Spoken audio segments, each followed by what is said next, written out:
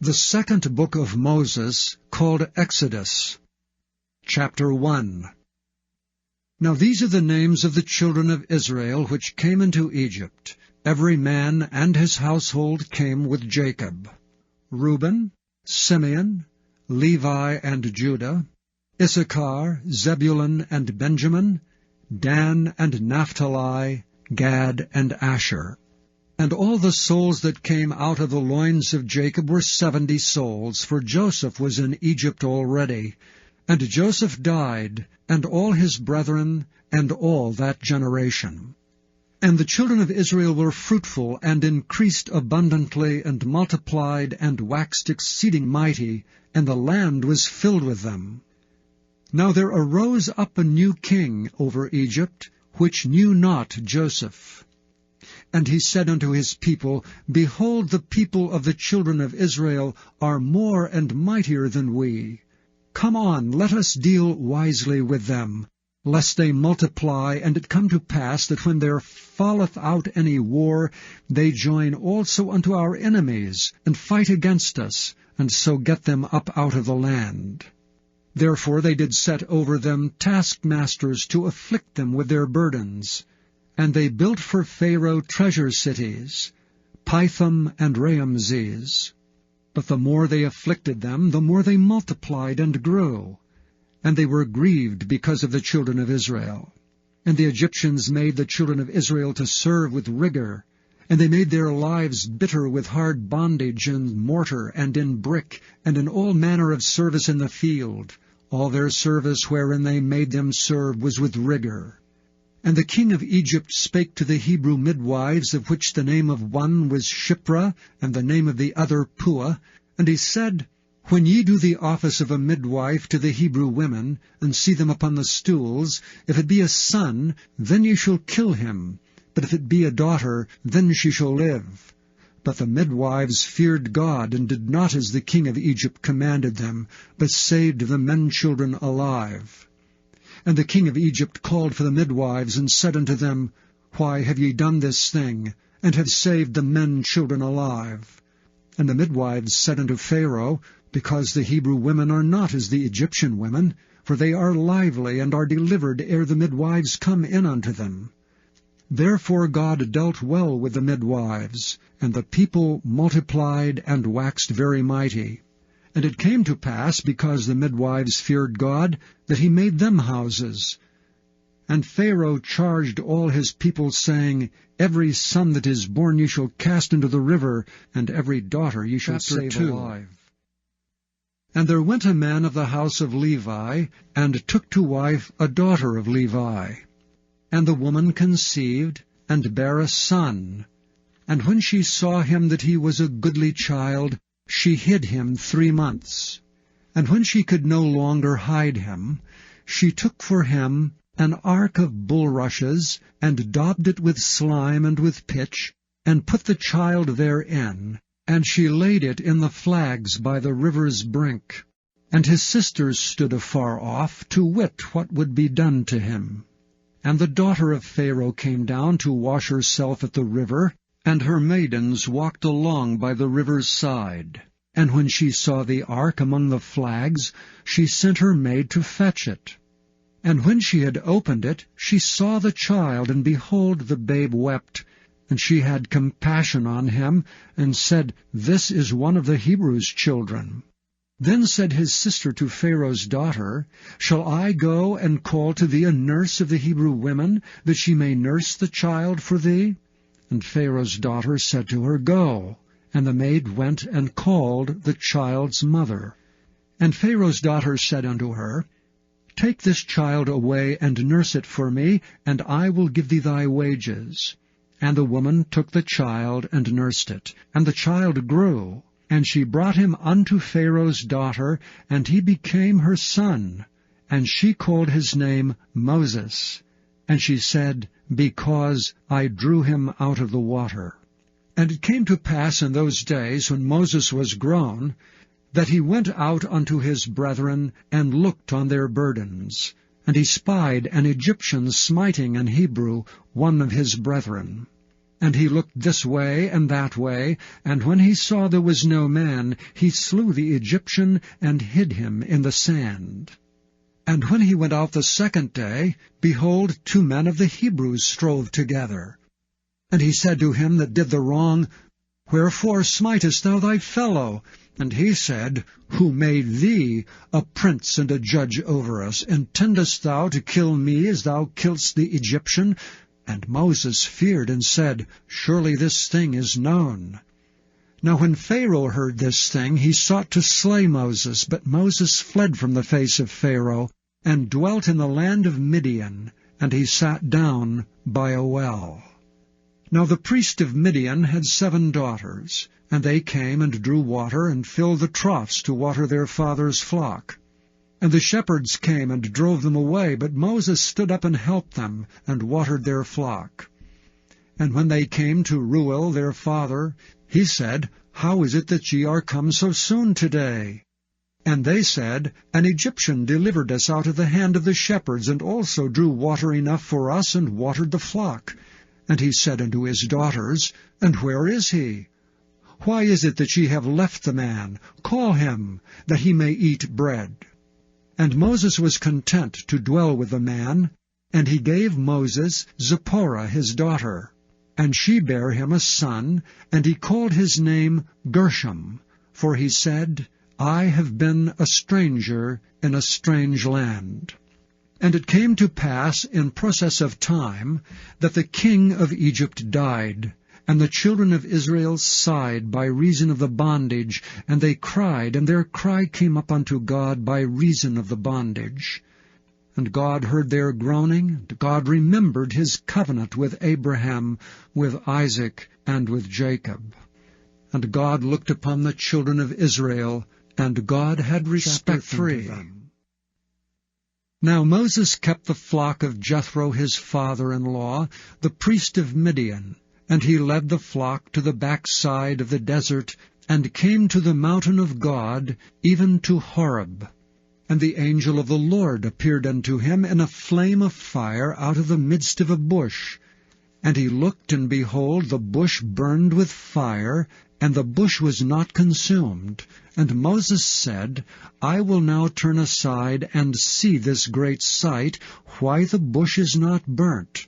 And when the Lord saw that he turned aside to see, God called unto him out of the midst of the bush, and said, Moses, Moses. And he said, Here am I. And he said, Draw not nigh hither, put off thy shoes from off thy feet, for the place whereon thou standest is holy ground. Moreover he said, I am the God of thy father, the God of Abraham, the God of Isaac, and the God of Jacob. And Moses hid his face, for he was afraid to look upon God. And the Lord said, I have surely seen the affliction of my people which are in Egypt, and have heard their cry by reason of their taskmasters, for I know their sorrows. And I am come down to deliver them out of the hand of the Egyptians, and to bring them up out of that land unto a good land and a large, unto a land flowing with milk and honey, unto the place of the Canaanites, and the Hittites, and the Amorites, and the Perizzites, and the Hivites, and the Jebusites. Now therefore, behold, the cry of the children of Israel is come unto me, and I have also seen the oppression wherewith the Egyptians oppress them. Come now therefore, and I will send thee unto Pharaoh, that thou mayest bring forth my people, the children of Israel, out of Egypt. And Moses said unto God, Who am I, that I should go unto Pharaoh, and that I should bring forth the children of Israel out of Egypt? And he said, Certainly I will be with thee, and this shall be a token unto thee, that I have sent thee. When thou hast brought forth the people out of Egypt, ye shall serve God upon this mountain. And Moses said unto God, Behold, when I come unto the children of Israel, and shall say unto them, The God of your fathers hath sent me unto you, and they shall say to me, What is his name? What shall I say unto them? And God said unto Moses, I am that I am. And he said, Thus shalt thou say unto the children of Israel, I am hath sent me unto you. And God said moreover unto Moses, Thus shalt thou say unto the children of Israel, The Lord God of your fathers, the God of Abraham, the God of Isaac, and the God of Jacob hath sent me unto you. This is my name forever, and this is my memorial unto all generations. Go and gather the elders of Israel together, and say unto them, The Lord God of your fathers, the God of Abraham, of Isaac, and of Jacob, appeared unto me, saying, I have surely visited you, and seen that which is done to you in Egypt. And I have said, I will bring you up out of the affliction of Egypt, unto the land of the Canaanites, and the Hittites, and the Amorites, and the Perizzites, and the Hivites, and the Jebusites, unto a land flowing with milk and honey. And they shall hearken to thy voice. And thou shalt come, thou and the elders of Israel, unto the king of Egypt, and ye shall say unto him, The Lord God of the Hebrews hath met with us. And now let us go, we beseech thee, 3 days' journey into the wilderness, that we may sacrifice to the Lord our God. And I am sure that the king of Egypt will not let you go, no, not by a mighty hand. And I will stretch out my hand, and smite Egypt with all my wonders which I will do in the midst thereof, and after that he will let you go. And I will give this people favor in the sight of the Egyptians. And it shall come to pass that when ye go, ye shall not go empty, but every woman shall borrow of her neighbor, and of her that sojourneth in her house, jewels of silver, and jewels of gold, and raiment, and ye shall put them upon your sons, and upon your daughters, and ye shall spoil the Egyptians. And Moses answered and said, But behold, they will not believe me, nor hearken unto my voice, for they will say, The Lord hath not appeared unto thee. And the Lord said unto him, What is that in thine hand? And he said, A rod. And he said, Cast it on the ground. And he cast it on the ground, and it became a serpent, and Moses fled from before it. And the Lord said unto Moses, Put forth thine hand, and take it by the tail. And he put forth his hand, and caught it, and it became a rod in his hand. That they may believe that the Lord God of their fathers, the God of Abraham, the God of Isaac, and the God of Jacob, hath appeared unto thee. And the Lord said furthermore unto him, Put now thine hand into thy bosom. And he put his hand into his bosom, and when he took it out, behold, his hand was leprous as snow. And he said, Put thine hand into thy bosom again. And he put his hand into his bosom again, and plucked it out of his bosom, and behold, it was turned again as his other flesh. And it shall come to pass, if they will not believe thee, neither hearken to the voice of the first sign, that they will believe the voice of the latter sign. And it shall come to pass, if they will not believe also these 2 signs, neither hearken unto thy voice, that thou shalt take of the water of the river, and pour it upon the dry land, and the water which thou takest out of the river shall become blood upon the dry land. And Moses said unto the Lord, O my Lord, I am not eloquent, neither heretofore nor since thou hast spoken unto thy servant, but I am slow of speech, and of a slow tongue. And the Lord said unto him, Who hath made man's mouth? Or who maketh the dumb, or deaf, or the seeing, or the blind? Have not I the Lord? Now therefore go, and I will be with thy mouth, and teach thee what thou shalt say. And he said, O my Lord, send, I pray thee, by the hand of him whom thou wilt send. And the anger of the Lord was kindled against Moses, and he said, Is not Aaron the Levite thy brother? I know that he can speak well. And also, behold, he cometh forth to meet thee, and when he seeth thee, he will be glad in his heart. And thou shalt speak unto him, and put words in his mouth, and I will be with thy mouth, and with his mouth, and will teach you what ye shall do. And he shall be thy spokesman unto the people, and he shall be to thee instead of a mouth, and thou shalt be to him instead of God. And thou shalt take this rod in thine hand, wherewith thou shalt do signs. And Moses went and returned to Jethro his father-in-law, and said unto him, Let me go, I pray thee, and return unto my brethren which are in Egypt, and see whether they be yet alive. And Jethro said to Moses, Go in peace. And the Lord said unto Moses in Midian, Go, return unto Egypt, for all the men are dead which sought thy life. And Moses took his wife and his sons, and set them upon an ass, and he returned to the land of Egypt.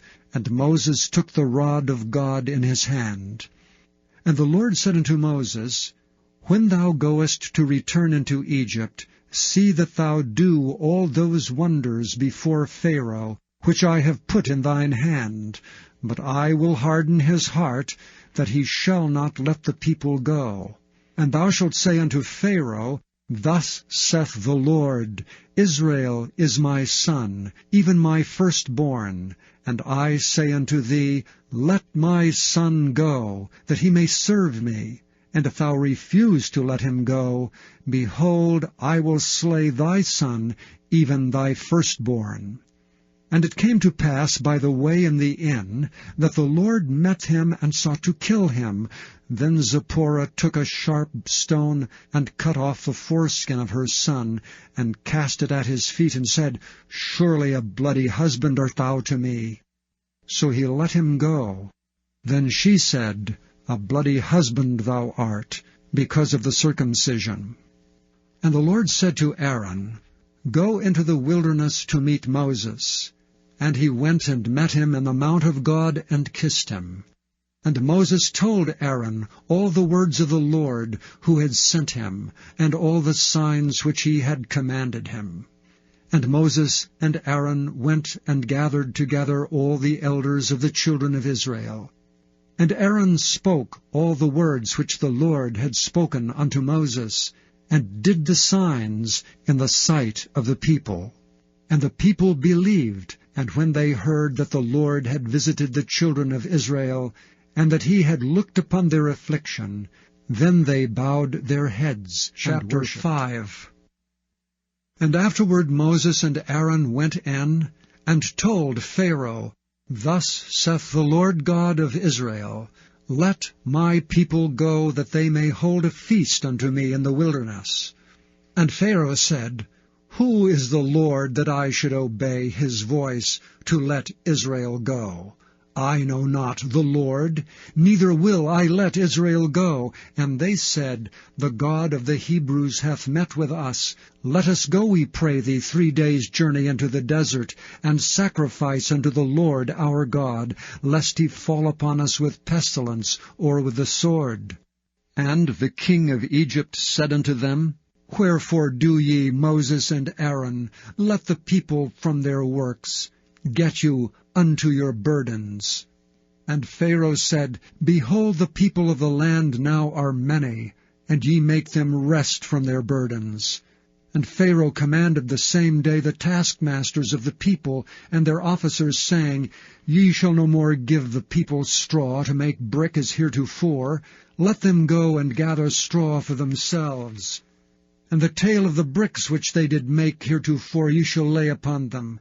Ye shall not diminish aught thereof, for they be idle. Therefore they cry, saying, Let us go and sacrifice to our God. Let there more work be laid upon the men, that they may labor therein, and let them not regard vain words. And the taskmasters of the people went out, and their officers, and they spake to the people, saying, Thus saith Pharaoh, I will not give you straw. Go ye, get your straw where ye can find it. Yet not aught of your work shall be diminished. So the people were scattered abroad throughout all the land of Egypt to gather stubble instead of straw. And the taskmasters hasted them, saying, Fulfill your works, your daily tasks, as when there was straw. And the officers of the children of Israel, which Pharaoh's taskmasters had set over them, were beaten and demanded, Wherefore have ye not fulfilled your task in making brick both yesterday and today as heretofore? Then the officers of the children of Israel came and cried unto Pharaoh, saying, Wherefore dealest thou thus with thy servants? There is no straw given unto thy servants. And they say to us, Make brick, and behold, thy servants are beaten, but the fault is thine own people. But he said, Ye are idle, ye are idle. Therefore ye say, Let us go and do sacrifice to the Lord. Go therefore now and work. For there shall no straw be given you, yet shall ye deliver the tale of bricks. And the officers of the children of Israel did see that they were in evil case, after it was said, Ye shall not diminish aught from your bricks of your daily task. And they met Moses and Aaron, who stood in the way as they came forth from Pharaoh. And they said unto them, The Lord look upon you and judge, because ye have made our savour to be abhorred in the eyes of Pharaoh and in the eyes of his servants, to put a sword in their hand to slay us. And Moses returned unto the Lord, and said, Lord, wherefore hast thou so evil entreated this people? Why is it that thou hast sent me?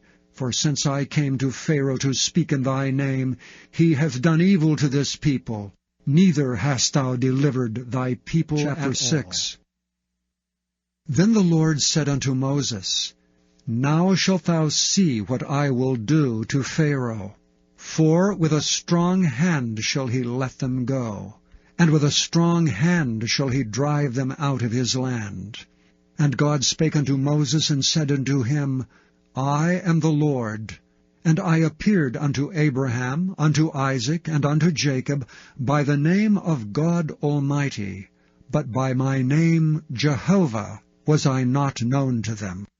And I have also established my covenant with them, to give them the land of Canaan, the land of their pilgrimage wherein they were strangers. And I have also heard the groaning of the children of Israel, whom the Egyptians keep in bondage, and I have remembered my covenant.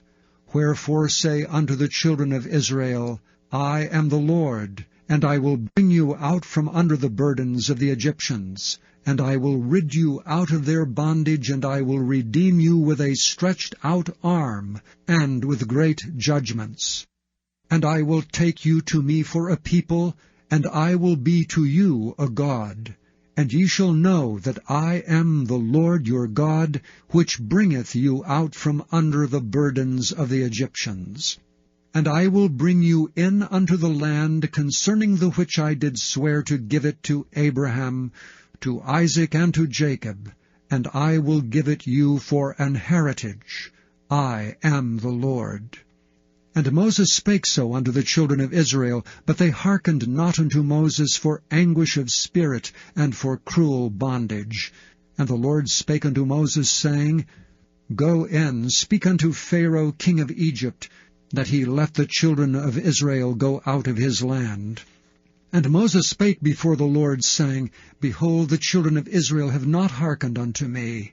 How then shall Pharaoh hear me, who am of uncircumcised lips? And the Lord spake unto Moses and unto Aaron, and gave them a charge unto the children of Israel, and unto Pharaoh king of Egypt, to bring the children of Israel out of the land of Egypt.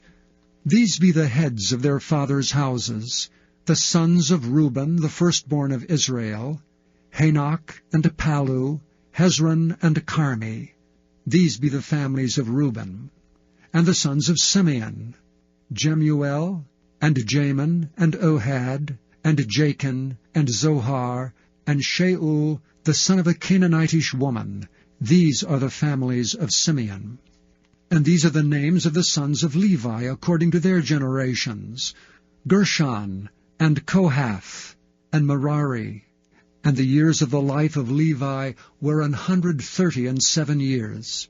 The sons of Gershon, Libni, and Shimei, according to their families. And the sons of Kohath, Amram, and Izhar, and Hebron, and Uziel. And the years of the life of Kohath were 133 years. And the sons of Merari, Mahali, and Mushai. These are the families of Levi according to their generations. And Amram took him Jochebed his father's sister to wife, and she bare him Aaron and Moses. And the years of the life of Amram were 137 years.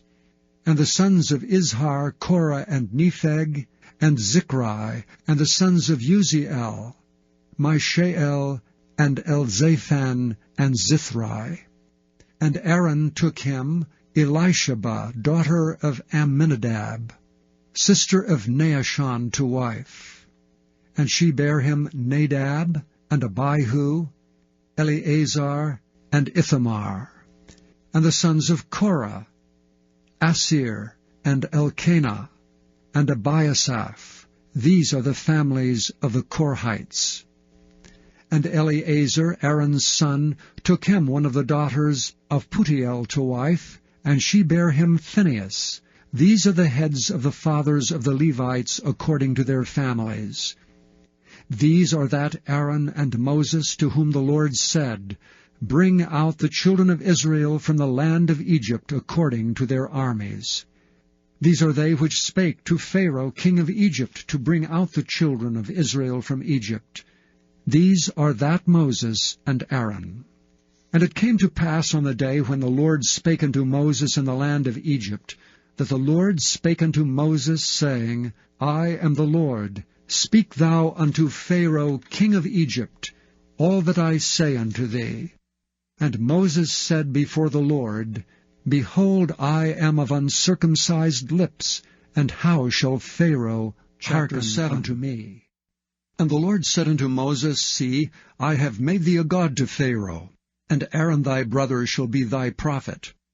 Thou shalt speak all that I command thee, and Aaron thy brother shall speak unto Pharaoh, that he send the children of Israel out of his land. And I will harden Pharaoh's heart, and multiply my signs and my wonders in the land of Egypt. But Pharaoh shall not hearken unto you, that I may lay my hand upon Egypt, and bring forth mine armies and my people, the children of Israel, out of the land of Egypt by great judgments. And the Egyptians shall know that I am the Lord, when I stretch forth mine hand upon Egypt, and bring out the children of Israel from among them. And Moses and Aaron did as the Lord commanded them, so did they. And Moses was 80 years old, and Aaron 83 years old, when they spake unto Pharaoh. And the Lord spake unto Moses and unto Aaron, saying, When Pharaoh shall speak unto you, saying, Show a miracle for you, then thou shalt say unto Aaron, Take thy rod, and cast it before Pharaoh, and it shall become a serpent. And Moses and Aaron went in unto Pharaoh, and they did so as the Lord had commanded. And Aaron cast down his rod before Pharaoh, and before his servants, and it became a serpent. Then Pharaoh also called the wise men and the sorcerers. Now the magicians of Egypt, they also did in like manner with their enchantments. For they cast down every man his rod, and they became serpents, but Aaron's rod swallowed up their rods. And he hardened Pharaoh's heart, that he hearkened not unto them, as the Lord had said. And the Lord said unto Moses, Pharaoh's heart is hardened, he refuseth to let the people go. Get thee unto Pharaoh in the morning. Lo, he goeth out unto the water, and thou shalt stand by the river's brink, against he come. And the rod which was turned to a serpent shalt thou take in thine hand. And thou shalt say unto him, The Lord God of the Hebrews hath sent me unto thee, saying, Let my people go, that they may serve me in the wilderness. And behold, hitherto thou wouldst not hear. Thus saith the Lord, In this thou shalt know that I am the Lord. Behold, I will smite with a rod that is in mine hand upon the waters which are in the river, and they shall be turned to blood. And the fish that is in the river shall die, and the river shall stink, and the Egyptians shall loathe to drink of the water of the river. And the Lord spake unto Moses, Say unto Aaron, Take thy rod, and stretch out thine hand upon the waters of Egypt, upon their streams, upon their rivers, and upon their ponds, and upon all their pools of water, that they may become blood, and that there may be blood throughout all the land of Egypt, both in vessels of wood and in vessels of stone. And Moses and Aaron did so, as the Lord commanded. And he lifted up the rod, and smote the waters that were in the river, in the sight of Pharaoh, and in the sight of his servants, and all the waters that were in the river were turned to blood. And the fish that was in the river died, and the river stank, and the Egyptians could not drink of the water of the river, and there was blood throughout all the land of Egypt. And the magicians of Egypt did so with their enchantments, and Pharaoh's heart was hardened, neither did he hearken unto them, as the Lord had said. And Pharaoh turned and went into his house, neither did he set his heart to this also. And all the Egyptians digged round about the river for water to drink, for they could not drink of the water of the river. And 7 days were fulfilled after that the Lord had smitten the river. And the Lord spake unto Moses, Go unto Pharaoh, and say unto him, Thus saith the Lord, Let my people go, that they may serve me. And if thou refuse to let them go, behold, I will smite all thy borders with frogs. And the river shall bring forth frogs abundantly, which shall go up and come into thine house, and into thy bedchamber, and upon thy bed, and into the house of thy servants, and upon thy people, and into thine ovens, and into thy kneading troughs. And the frogs shall come up both on thee, and upon thy people, and upon all thy servants. And the Lord spake unto Moses, Say unto Aaron, Stretch forth thine hand with thy rod over the streams, over the rivers, and over the ponds, and cause frogs to come up upon the land of Egypt. And Aaron stretched out his hand over the waters of Egypt, and the frogs came up, and covered the land of Egypt. And the magicians did so with their enchantments, and brought up frogs upon the land of Egypt. And Pharaoh called for Moses and Aaron, and said, Entreat the Lord that he may take away the frogs from me and from my people, and I will let the people go, that they may do sacrifice unto the Lord. And Moses said unto Pharaoh, Glory over me. When shall I entreat for thee, and for thy servants, and for thy people, to destroy the frogs from thee and thy houses, that they may remain in the river only? And he said, Tomorrow. And he said, Be it according to thy word, that thou mayest know that there is none like unto the Lord our God. And the frog shall depart from thee, and from thy houses, and from thy servants, and from thy people, they shall remain in the river only. And Moses and Aaron went out from Pharaoh, and Moses cried unto the Lord because of the frogs which he had brought against Pharaoh. And the Lord did according to the word of Moses. And the frogs died out of the houses, out of the villages, and out of the fields. And they gathered them together upon heaps, and the land stank. And when Pharaoh saw that there was respite, he hardened his heart, and hearkened not unto them, as the Lord had said. And the Lord said unto Moses, Say unto Aaron, Stretch out thy rod, and smite the dust of the land, that it may become lice throughout all the land of Egypt. And they did so. For Aaron stretched out his hand with his rod, and smote the dust of the earth, and it became lice in man and in beast.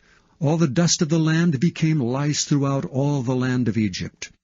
And the magicians did so with their enchantments to bring forth lice, but they could not. So there were lice upon man and upon beast. Then the magicians said unto Pharaoh, This is the finger of God.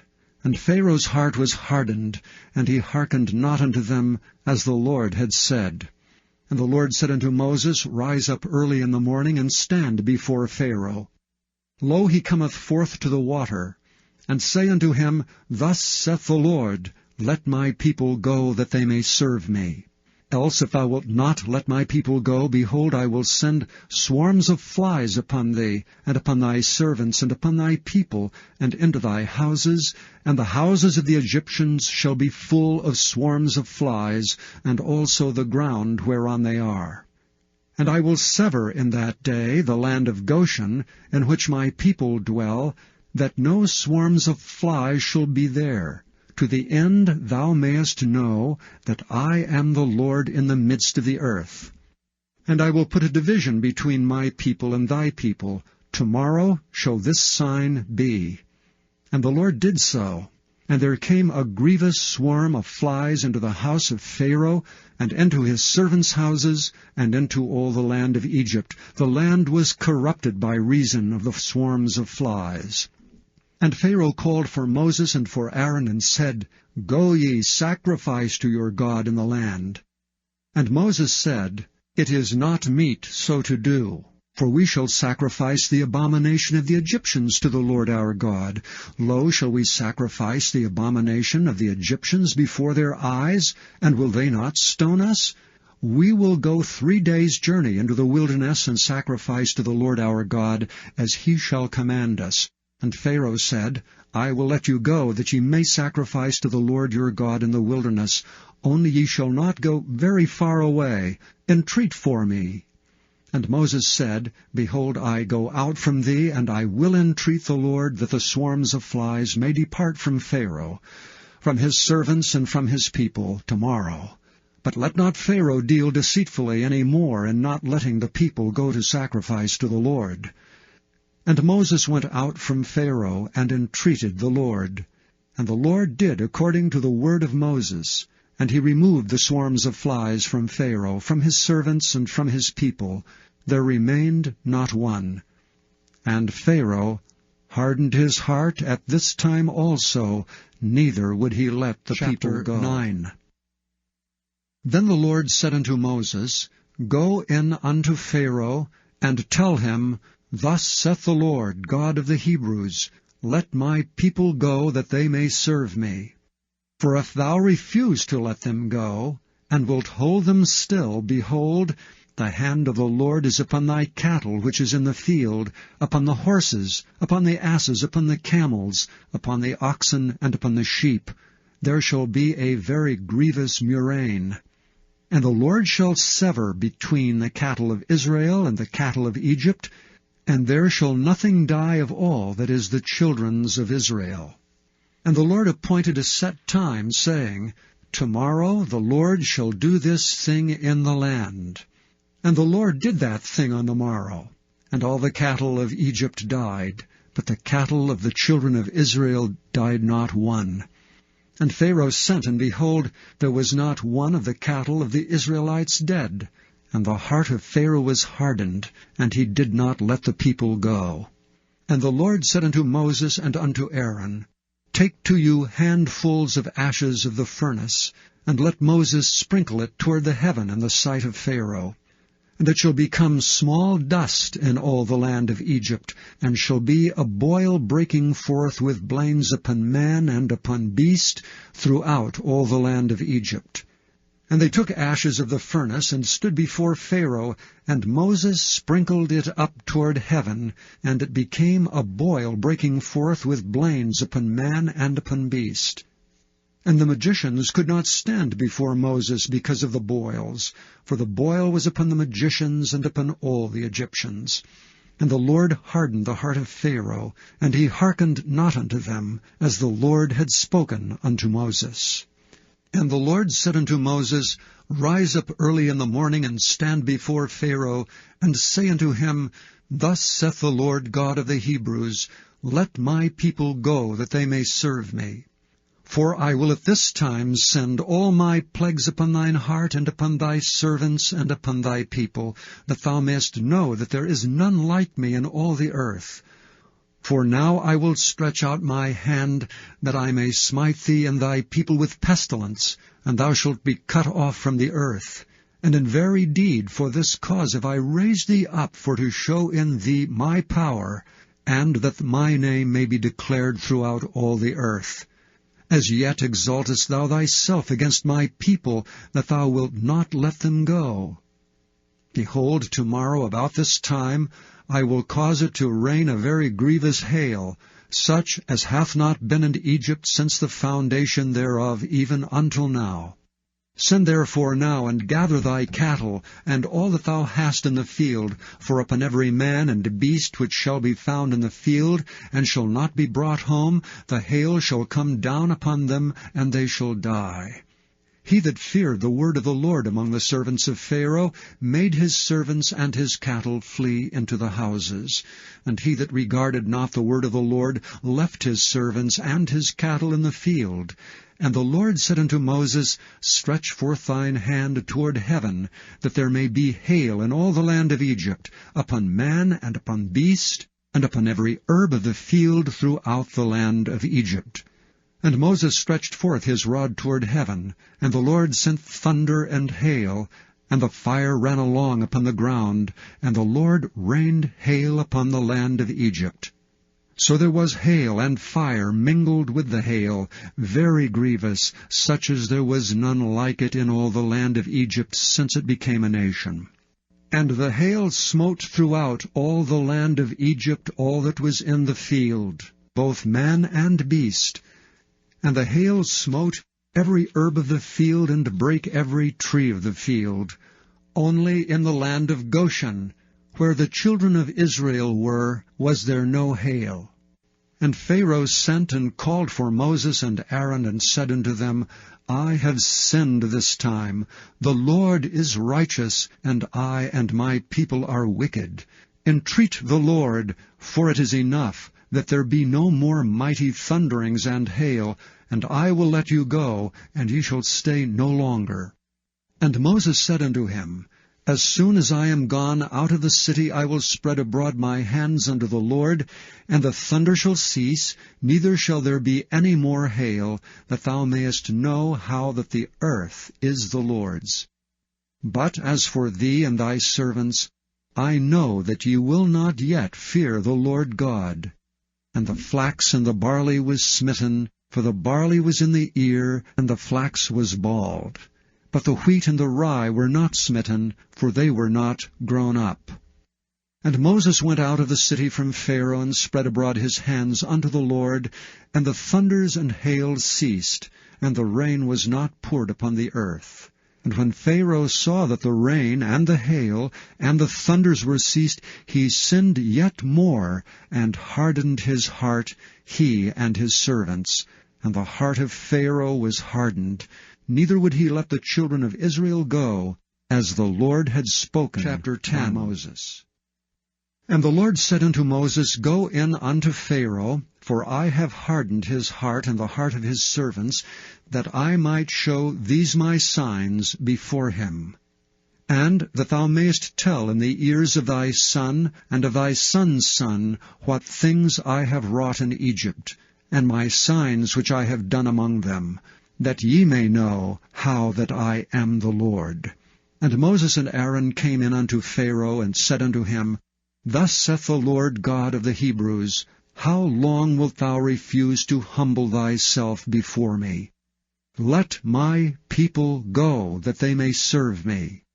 Else, if thou refuse to let my people go, behold, tomorrow will I bring the locusts into thy coast, and they shall cover the face of the earth, that one cannot be able to see the earth, and they shall eat the residue of that which is escaped, which remaineth unto you from the hail, and shall eat every tree which groweth for you out of the field.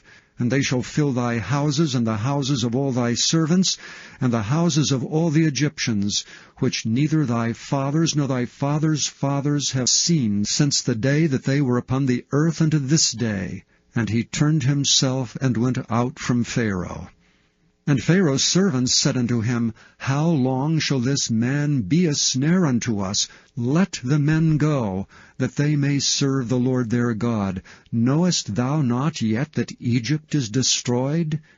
And Moses and Aaron were brought again unto Pharaoh, and he said unto them, Go, serve the Lord your God. But who are they that shall go? And Moses said, We will go with our young and with our old, with our sons and with our daughters, with our flocks and with our herds we will go, for we must hold a feast unto the Lord. And he said unto them, Let the Lord be so with you as I will let you go, and your little ones, look to it, for evil is before you. Not so. Go now ye that are men, and serve the Lord. For that ye did desire, and they were driven out from Pharaoh's presence. And the Lord said unto Moses, Stretch out thine hand over the land of Egypt for the locusts, that they may come up upon the land of Egypt, and eat every herb of the land, even all that the hail hath left. And Moses stretched forth his rod over the land of Egypt, and the Lord brought an east wind upon the land all that day and all that night, and when it was morning, the east wind brought the locusts. And the locusts went up over all the land of Egypt, and rested in all the coasts of Egypt. Very grievous were they. Before them there was no such locusts as they, neither after them shall be such. For they covered the face of the whole earth, so that the land was darkened. And they did eat every herb of the land, and all the fruit of the trees which the hail had left, and there remained not any green thing in the trees, or in the herbs of the field, through all the land of Egypt.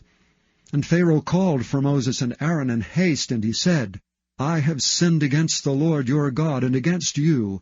Now therefore forgive, I pray thee, my sin only this once, and entreat the Lord your God, that he may take away from me this death only. And he went out from Pharaoh, and entreated the Lord. And the Lord turned a mighty strong west wind, which took away the locusts, and cast them into the Red Sea. There remained not one locust in all the coasts of Egypt. But the Lord hardened Pharaoh's heart, so that he would not let the children of Israel go. And the Lord said unto Moses, Stretch out thine hand toward heaven, that there may be darkness over the land of Egypt, even darkness which may be felt. And Moses stretched forth his hand toward heaven, and there was a thick darkness in all the land of Egypt 3 days. They saw not one another, neither rose any from his place for 3 days. But all the children of Israel had light in their dwellings. And Pharaoh called unto Moses and said, Go ye, serve the Lord, only let your flocks and your herds be stayed, let your little ones also go with you. And Moses said, Thou must give us also sacrifices and burnt offerings, that we may sacrifice unto the Lord our God.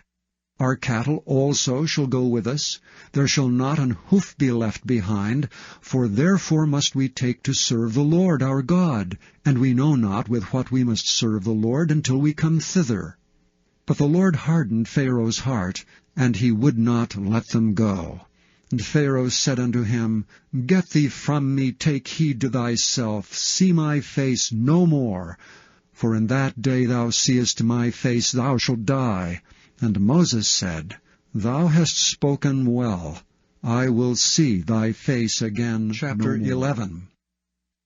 And the Lord said unto Moses, Yet will I bring one plague more upon Pharaoh and upon Egypt. Afterwards he will let you go hence. When he shall let you go, he shall surely thrust you out hence altogether. Speak now in the ears of the people, and let every man borrow of his neighbor, and every woman of her neighbor, jewels of silver and jewels of gold. And the Lord gave the people favor in the sight of the Egyptians. Moreover, the man Moses was very great in the land of Egypt, in the sight of Pharaoh's servants, and in the sight of the people.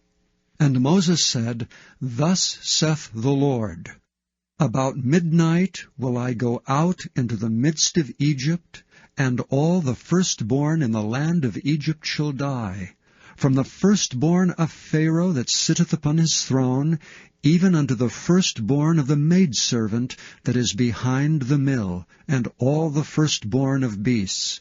And there shall be a great cry throughout all the land of Egypt, such as there was none like it, nor shall be like it any more. But against any of the children of Israel shall not a dog move his tongue against man or beast, that ye may know how that the Lord doth put a difference between the Egyptians and Israel.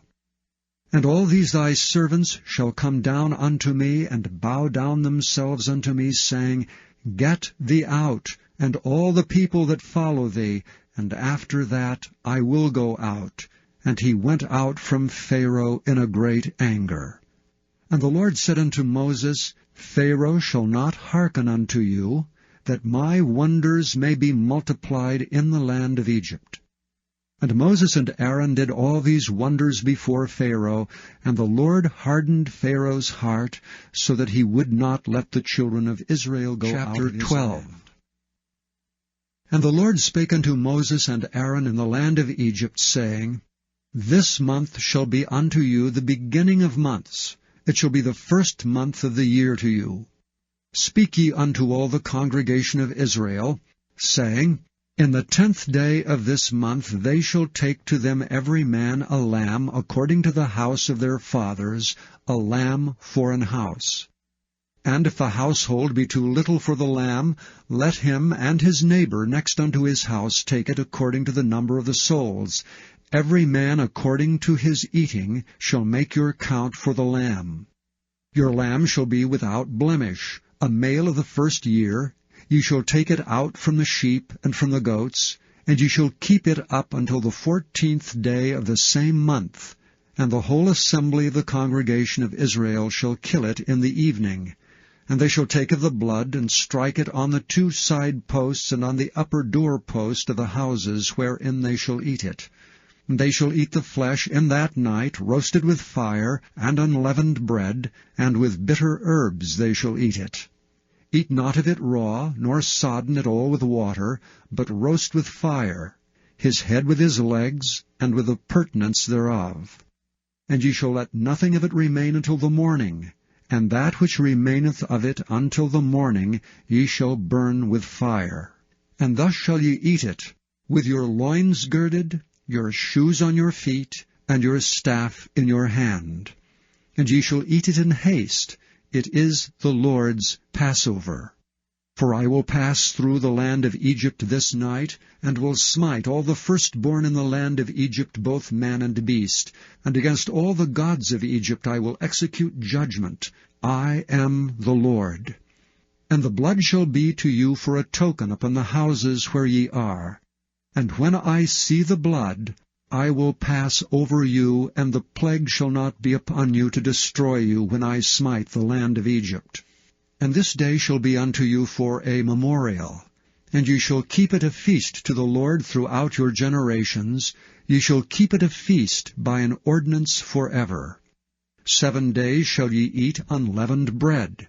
Even the first day ye shall put away leaven out of your houses, for whosoever eateth leavened bread from the first day until the 7th day, that soul shall be cut off from Israel. And in the first day there shall be an holy convocation. And in the 7th day there shall be an holy convocation to you. No manner of work shall be done in them, save that which every man must eat, that only may be done of you. And ye shall observe the feast of unleavened bread, for in this selfsame day have I brought your armies out of the land of Egypt. Therefore shall ye observe this day in your generations by an ordinance forever. In the 1st month on the 14th day of the month at even ye shall eat unleavened bread until the 21st day of the month at even. 7 days shall there be no leaven found in your houses. For whosoever eateth that which is leavened, even that soul shall be cut off from the congregation of Israel, whether he be a stranger or born in the land. Ye shall eat nothing leavened. In all your habitations shall ye eat unleavened bread. Then Moses called for all the elders of Israel, and said unto them, Draw out and take you a lamb according to your families, and kill the Passover. And ye shall take a bunch of hyssop, and dip it in the blood that is in the basin, and strike the lintel and the 2 side posts with the blood that is in the basin, and none of you shall go out at the door of his house until the morning. For the Lord will pass through to smite the Egyptians, and when he seeth the blood upon the lintel and on the 2 side posts, the Lord will pass over the door, and will not suffer the destroyer to come in unto your houses to smite you.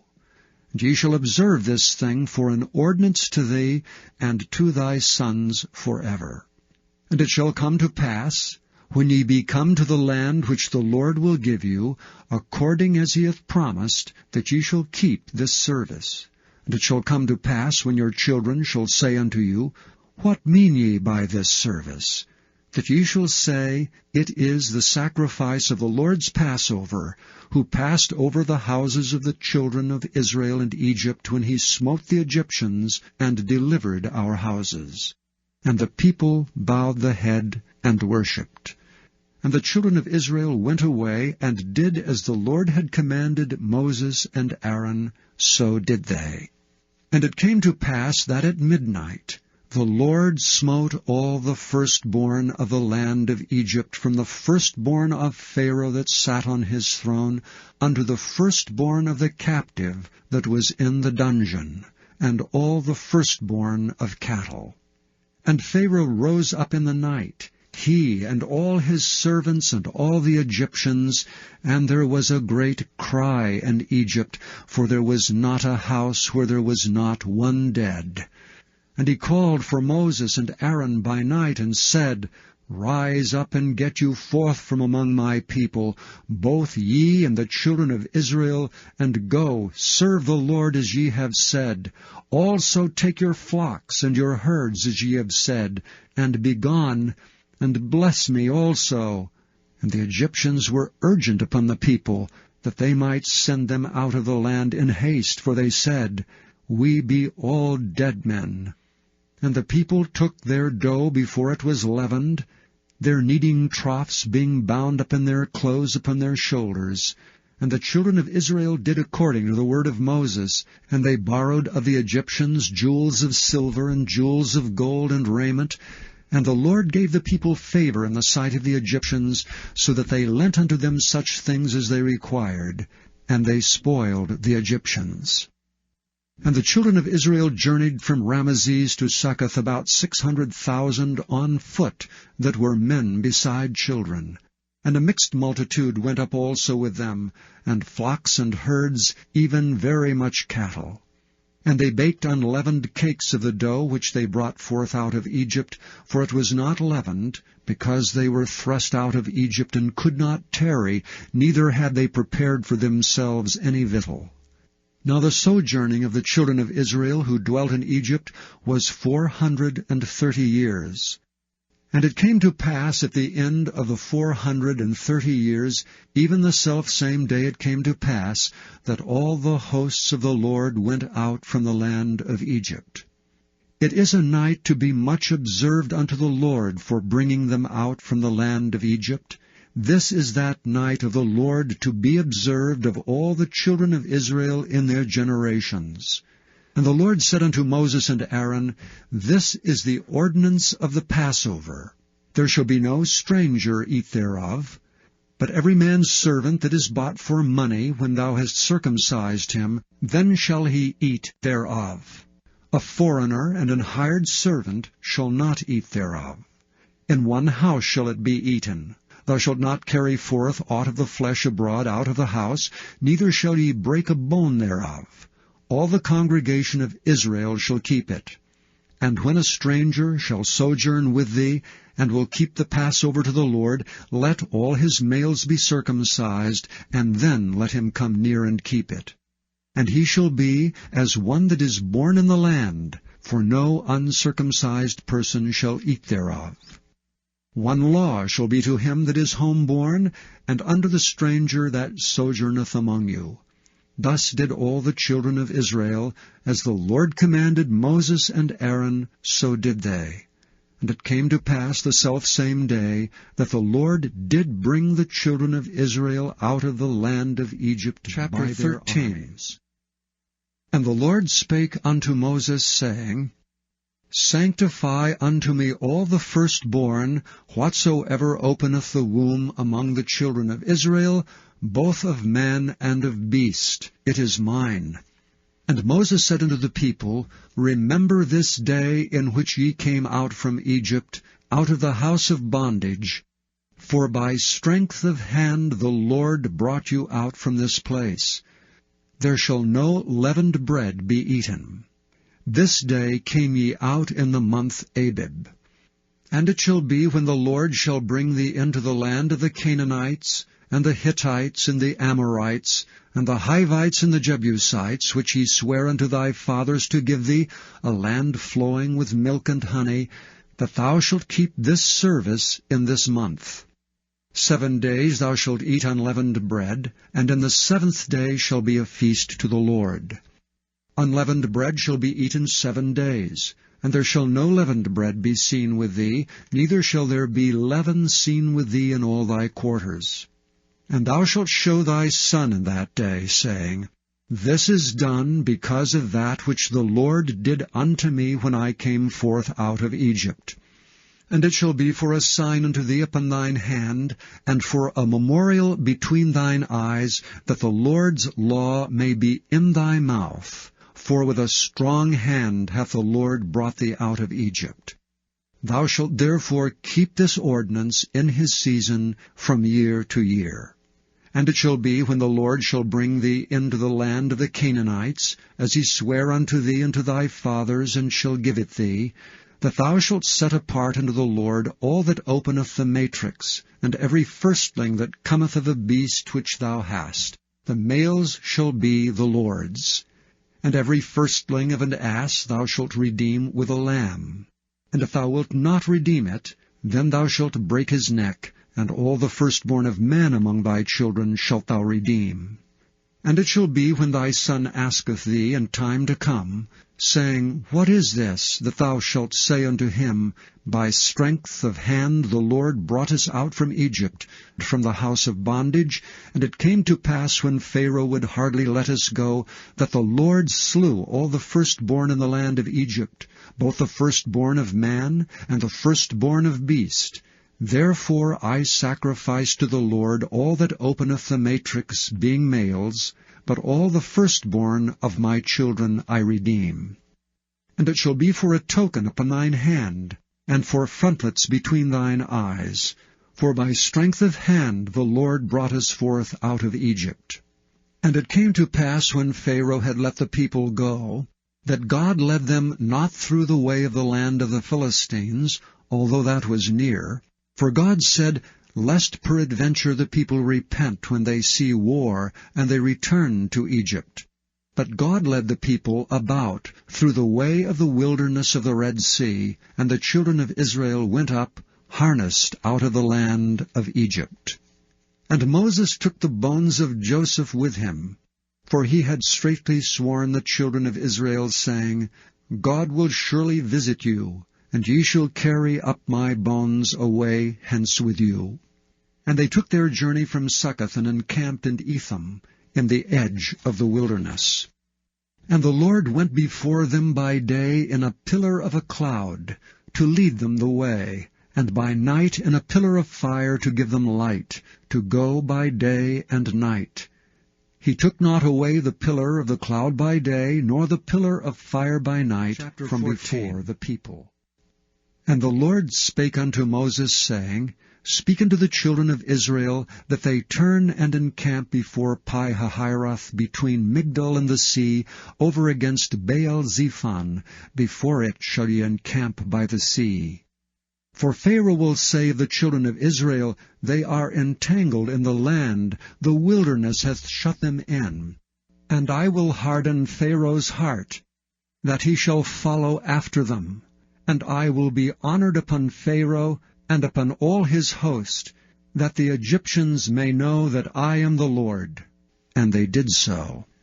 And it was told the king of Egypt that the people fled, and the heart of Pharaoh and of his servants was turned against the people, and they said, Why have we done this, that we have let Israel go from serving us?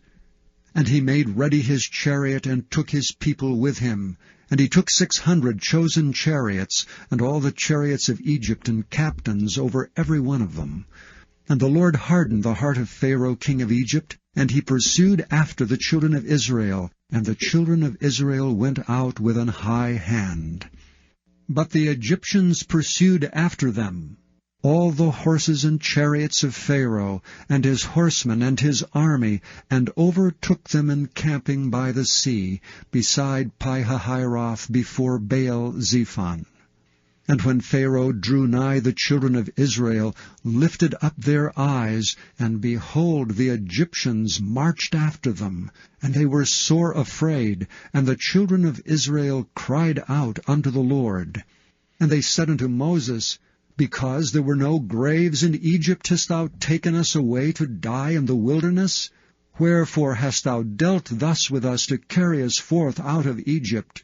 Is not this the word that we did tell thee in Egypt, saying, Let us alone, that we may serve the Egyptians? For it had been better for us to serve the Egyptians than that we should die in the wilderness. And Moses said unto the people, Fear ye not, stand still, and see the salvation of the Lord, which he will show to you today. For the Egyptians whom ye have seen today, ye shall see them again no more forever. The Lord shall fight for you, and ye shall hold your peace. And the Lord said unto Moses, Wherefore criest thou unto me? Speak unto the children of Israel, that they go forward. But lift thou up thy rod, and stretch out thine hand over the sea, and divide it. And the children of Israel shall go on dry ground through the midst of the sea. And I, behold, I will harden the hearts of the Egyptians, and they shall follow them. And I will get me honor upon Pharaoh, and upon all his host, upon his chariots, and upon his horsemen. The Egyptians shall know that I am the Lord, when I have gotten me honor upon Pharaoh, upon his chariots, and upon his horsemen. And the angel of God which went before the camp of Israel removed and went behind them.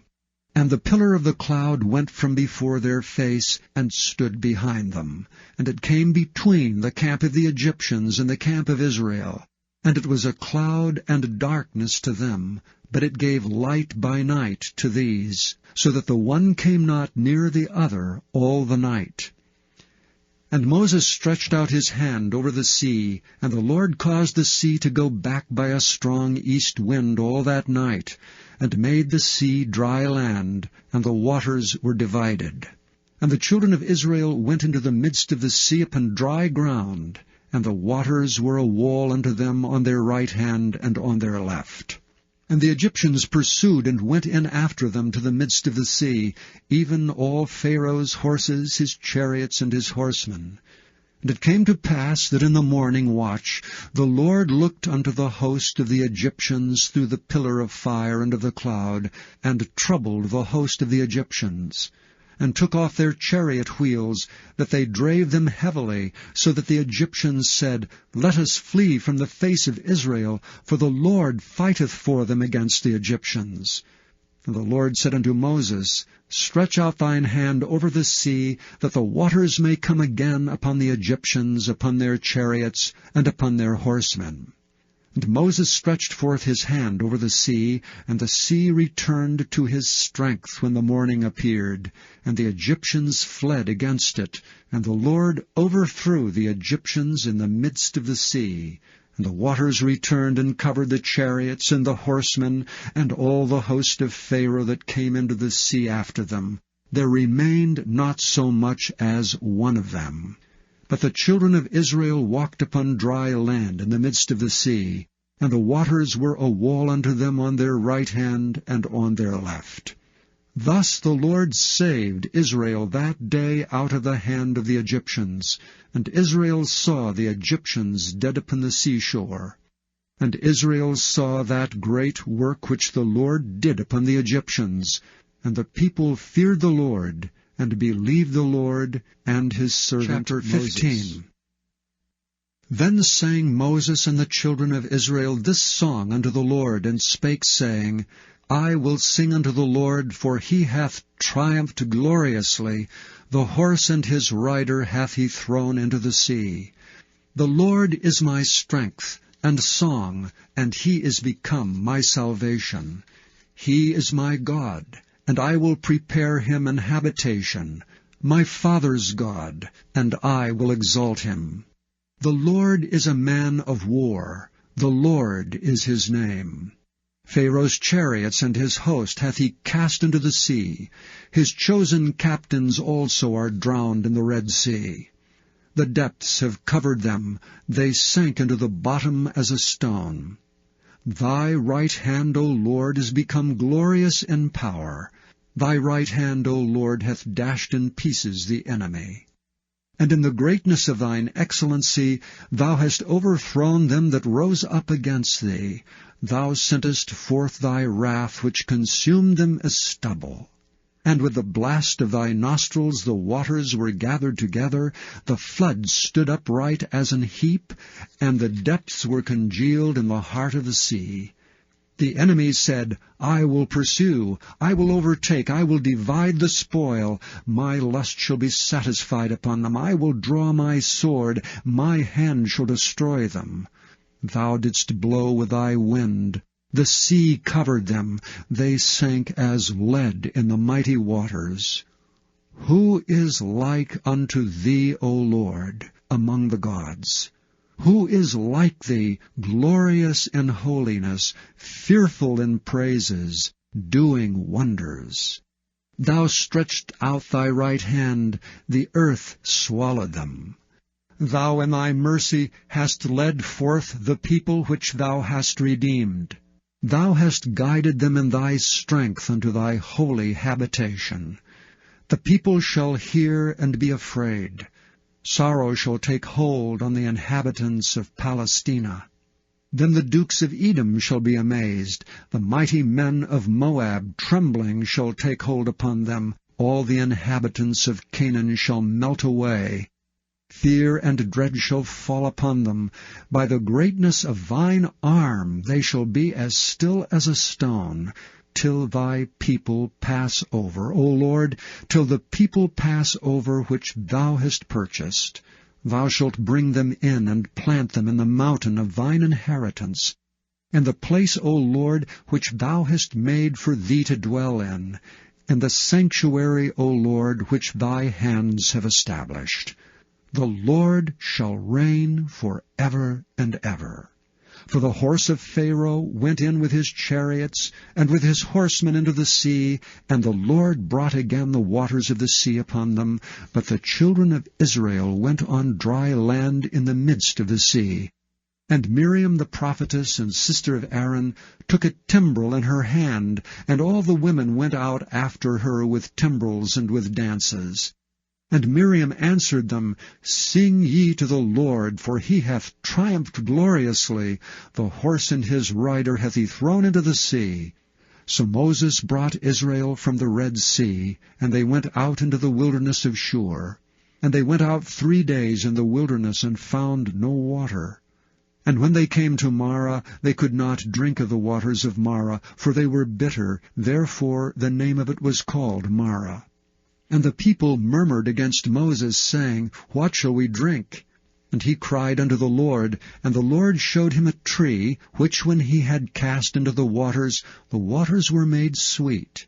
There he made for them a statute and an ordinance, and there he proved them, and said, If thou wilt diligently hearken to the voice of the Lord thy God, and wilt do that which is right in his sight, and wilt give ear to his commandments, and keep all his statutes, I will put none of these diseases upon thee, which I have brought upon the Egyptians. For I am the Lord that healeth thee. And they came to Elam, where were 12 wells of water, and 70 palm trees, and they encamped there by the waters. Chapter 16. And they took their journey from Elam, and all the congregation of the children of Israel came unto the wilderness of Sin, which is between Elam and Sinai, on the 15th day of the 2nd month after their departing out of the land of Egypt. And the whole congregation of the children of Israel murmured against Moses and Aaron in the wilderness. And the children of Israel said unto them, Would to God we had died by the hand of the Lord in the land of Egypt, when we sat by the flesh pots, and when we did eat bread to the full, for ye have brought us forth into this wilderness to kill this whole assembly with hunger. Then said the Lord unto Moses, Behold, I will rain bread from heaven for you, and the people shall go out and gather a certain rate every day, that I may prove them whether they will walk in my law or no. And it shall come to pass that on the 6th day they shall prepare that which they bring in, and it shall be twice as much as they gather daily. And Moses and Aaron said unto all the children of Israel, At even, then ye shall know that the Lord hath brought you out from the land of Egypt, And in the morning, then ye shall see the glory of the Lord, for that he heareth your murmurings against the Lord. And what are we that ye murmur against us? And Moses said, This shall be, when the Lord shall give you in the evening flesh to eat, and in the morning bread to the full, for that the Lord heareth your murmurings which ye murmur against him. And what are we? Your murmurings are not against us, but against the Lord. And Moses spake unto Aaron, Say unto all the congregation of the children of Israel, Come near before the Lord, for he hath heard your murmurings. And it came to pass, as Aaron spake unto the whole congregation of the children of Israel, that they looked toward the wilderness, and behold, the glory of the Lord appeared in the cloud. The Lord spake unto Moses, saying, I have heard the murmurings of the children of Israel. Speak unto them, saying, At even ye shall eat flesh, and in the morning ye shall be filled with bread, and ye shall know that I am the Lord your God. And it came to pass that at even the quails came up, and covered the camp, and in the morning the dew lay round about the host. And when the dew that lay was gone up, behold, upon the face of the wilderness there lay a small round thing, as small as the hoarfrost on the ground. And when the children of Israel saw it, they said one to another, It is manna. For they wist not what it was. And Moses said unto them, This is the bread which the Lord hath given you to eat. This is the thing which the Lord hath commanded. Gather of it every man according to his eating, and omer for every man according to the number of your persons. Take ye every man for them which are in his tents. And the children of Israel did so, and gathered, some more, some less. And when they did mete it with an omer, he that gathered much had nothing over, and he that gathered little had no lack. They gathered every man according to his eating. And Moses said, Let no man leave of it till the morning. Notwithstanding they hearkened not unto Moses, but some of them left it until the morning, and it bred worms and stank. And Moses was wroth with them. And they gathered it every morning, every man according to his eating, and when the sun waxed hot, it melted. And it came to pass that on the 6th day they gathered twice as much bread, 2 omers for one man. And all the rulers of the congregation came and told Moses. And he said unto them, This is that which the Lord hath said, Tomorrow is the rest of the holy Sabbath unto the Lord. Bake that which ye will bake today, and seethe that ye will seethe, and that which remaineth over lay up for you to be kept until the morning. And they laid it up till the morning as Moses bade, and it did not stink, neither was there any worm therein. And Moses said, Eat that today, for today is a Sabbath unto the Lord. Today ye shall not find it in the field. 6 days ye shall gather it, but on the 7th day, which is the Sabbath, in it there shall be none. And it came to pass that there went out some of the people on the 7th day for to gather, and they found none. And the Lord said unto Moses, How long refuse ye to keep my commandments and my laws? See, for that the Lord hath given you the Sabbath, therefore he giveth you on the 6th day the bread of 2 days. Abide ye every man in his place, let no man go out of his place on the 7th day. So the people rested on the 7th day.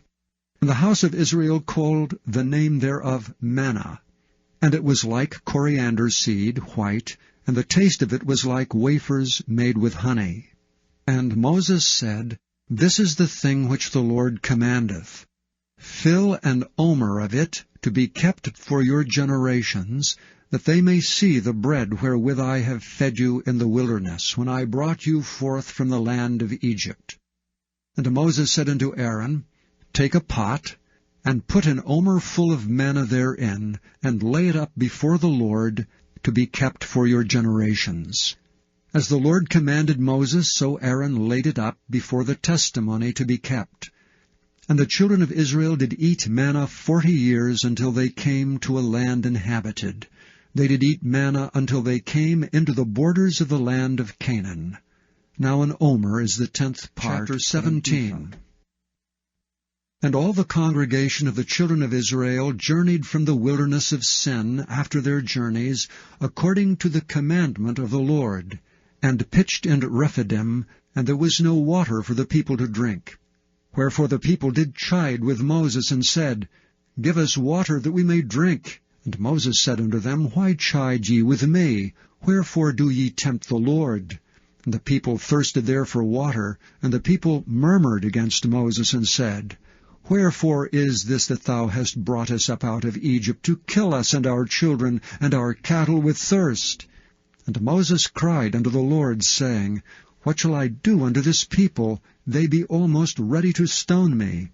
And the Lord said unto Moses, Go on before the people, and take with thee of the elders of Israel. And thy rod wherewith thou smotest the river take in thine hand, and go. Behold, I will stand before thee there upon the rock in Horeb, and thou shalt smite the rock, and there shall come water out of it, that the people may drink. And Moses did so in the sight of the elders of Israel. And he called the name of the place Massah and Meribah, because of the chiding of the children of Israel, and because they tempted the Lord, saying, Is the Lord among us or not? Then came Amalek, and fought with Israel and Rephidim. And Moses said unto Joshua, Choose us out men, and go out, fight with Amalek. Tomorrow I will stand on the top of the hill, with the rod of God in mine hand. So Joshua did as Moses had said to him, and fought with Amalek. And Moses, Aaron, and Hur went up to the top of the hill. And it came to pass, when Moses held up his hand, that Israel prevailed. And when he let down his hand, Amalek prevailed. But Moses' hands were heavy. And they took a stone, and put it under him, and he sat thereon, and Aaron and Hur stayed up his hands, the one on the one side, and the other on the other side, and his hands were steady until the going down of the sun. And Joshua discomfited Amalek, and his people with the edge of the sword. And the Lord said unto Moses, Write this for a memorial in a book, and rehearse it in the ears of Joshua. For I will utterly put out the remembrance of Amalek from under heaven. And Moses built an altar, and called the name of it Jehovah Nissi. For he said, Because the Lord hath sworn that the Lord will have war with Amalek from generation to generation.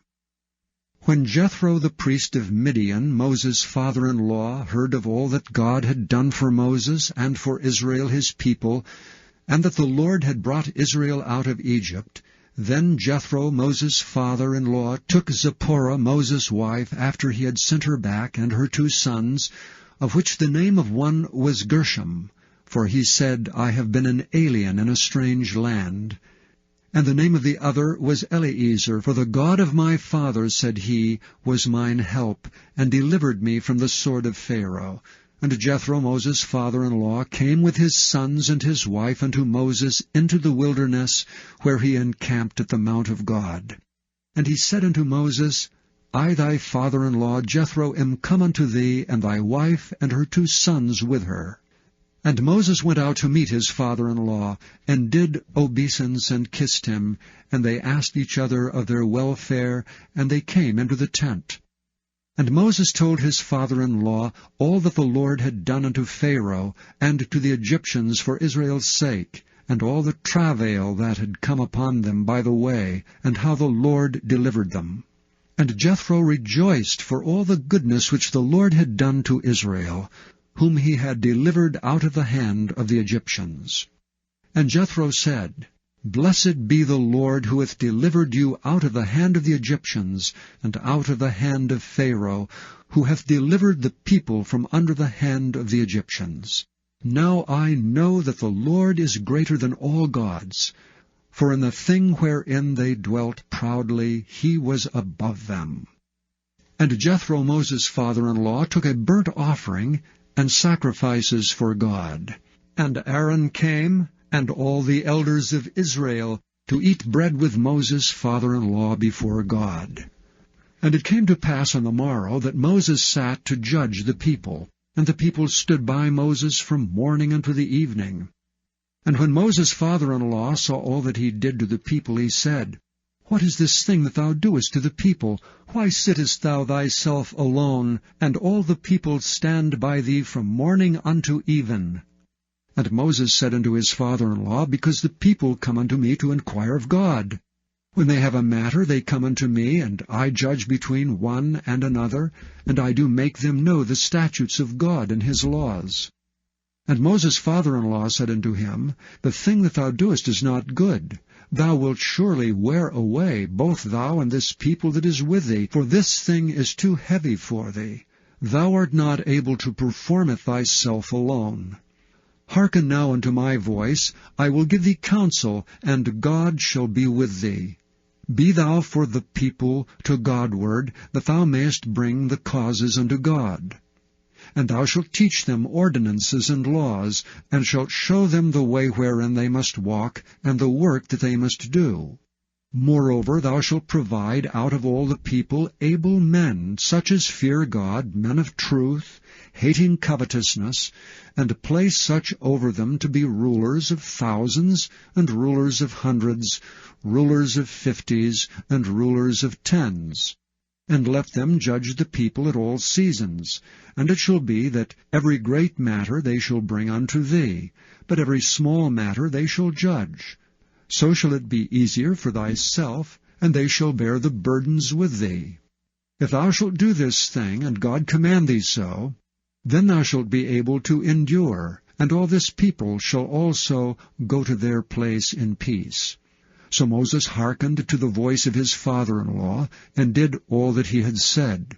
And Moses chose able men out of all Israel, and made them heads over the people, rulers of thousands, rulers of hundreds, rulers of 50s, and rulers of 10s.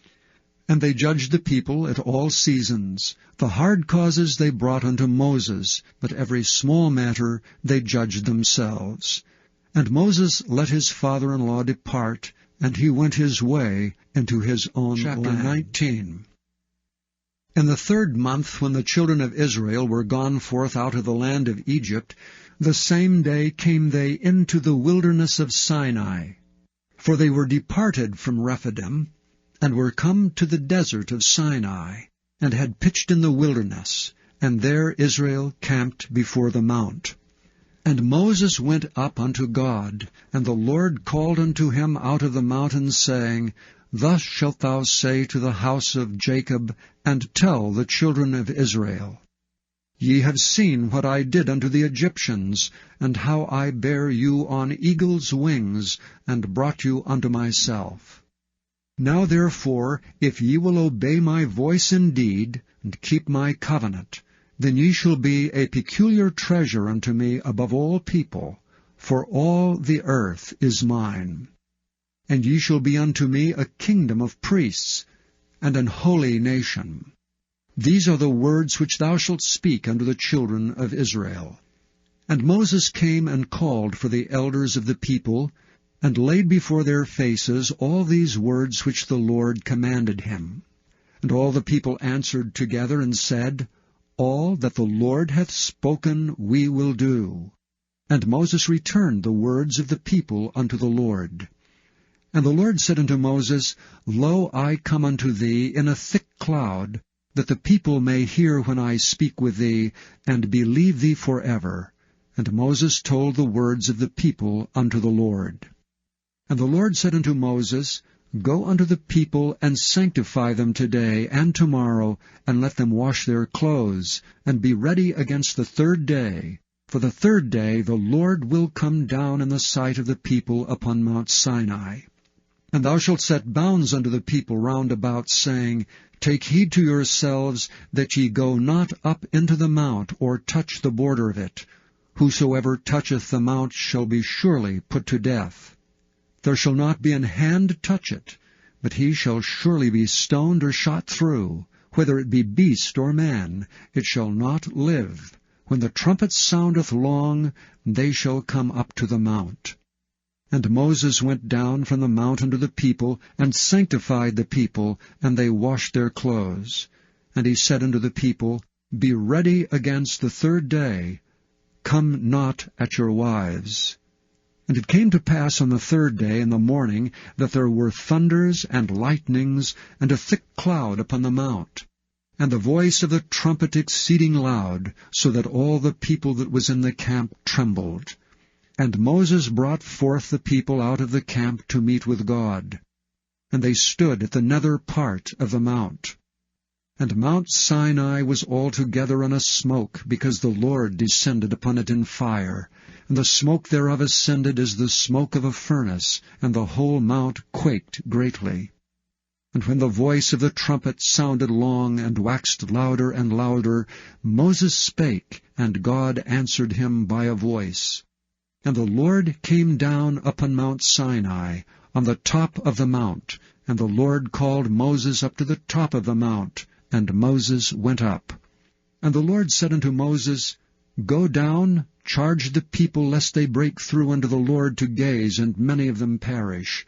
And let the priests also which come near to the Lord sanctify themselves, lest the Lord break forth upon them. And Moses said unto the Lord, The people cannot come up to Mount Sinai, for thou chargedst us, saying, Set bounds about the mount, and sanctify it. And the Lord said unto him, Away, get thee down, and thou shalt come up, thou and Aaron with thee, but let not the priests and the people break through to come up unto the Lord, lest he break forth upon them. So Moses went down unto the people, and spake unto them. And God spake all these words, saying, I am the Lord thy God, which have brought thee out of the land of Egypt, out of the house of bondage. Thou shalt have no other gods before me. Thou shalt not make unto thee any graven image, or any likeness of anything that is in heaven above, or that is in the earth beneath, or that is in the water under the earth. Thou shalt not bow down thyself to them, nor serve them. For I, the Lord thy God, am a jealous God, visiting the iniquity of the fathers upon the children unto the third and fourth generation of them that hate me, and showing mercy unto thousands of them that love me and keep my commandments. Thou shalt not take the name of the Lord thy God in vain, for the Lord will not hold him guiltless that taketh his name in vain. Remember the Sabbath day to keep it holy. 6 days shalt thou labor and do all thy work. But the 7th day is the Sabbath of the Lord thy God. In it thou shalt not do any work, thou, nor thy son, nor thy daughter, thy manservant, nor thy maidservant, nor thy cattle, nor thy stranger that is within thy gates. For in 6 days the Lord made heaven and earth, the sea, and all that in them is, and rested the 7th day. Wherefore the Lord blessed the Sabbath day, and hallowed it. Honor thy father and thy mother, that thy days may be long upon the land which the Lord thy God giveth thee. Thou shalt not kill. Thou shalt not commit adultery. Thou shalt not steal. Thou shalt not bear false witness against thy neighbor. Thou shalt not covet thy neighbor's house. Thou shalt not covet thy neighbor's wife, nor his manservant, nor his maidservant, nor his ox, nor his ass, nor anything that is thy neighbor's. And all the people saw the thunderings and the lightnings, and the noise of the trumpet, and the mountain smoking. And when the people saw it, they removed and stood afar off. And they said unto Moses, Speak thou with us, and we will hear, but let not God speak with us, lest we die. And Moses said unto the people, Fear not, for God is come to prove you, and that his fear may be before your faces, that ye sin not. And the people stood afar off, and Moses drew near unto the thick darkness where God was. And the Lord said unto Moses, Thus thou shalt say unto the children of Israel, Ye have seen that I have talked with you from heaven. Ye shall not make with me gods of silver, neither shall ye make unto you gods of gold. An altar of earth thou shalt make unto me, and shalt sacrifice thereon thy burnt offerings and thy peace offerings, thy sheep and thine oxen. In all places where I record my name, I will come unto thee, and I will bless thee. And if thou wilt make me an altar of stone, thou shalt not build it of hewn stone. For if thou lift up thy tool upon it, thou hast polluted it. Neither shalt thou go up by steps unto mine altar, that thy nakedness be not discovered 21. thereon. Now these are the judgments which thou shalt set before them. If thou buy an Hebrew servant, 6 years he shall serve, and in the 7th he shall go out free for nothing. If he came in by himself, he shall go out by himself. If he were married, then his wife shall go out with him. If his master have given him a wife, and she have borne him sons or daughters, the wife and her children shall be her master's, and he shall go out by himself.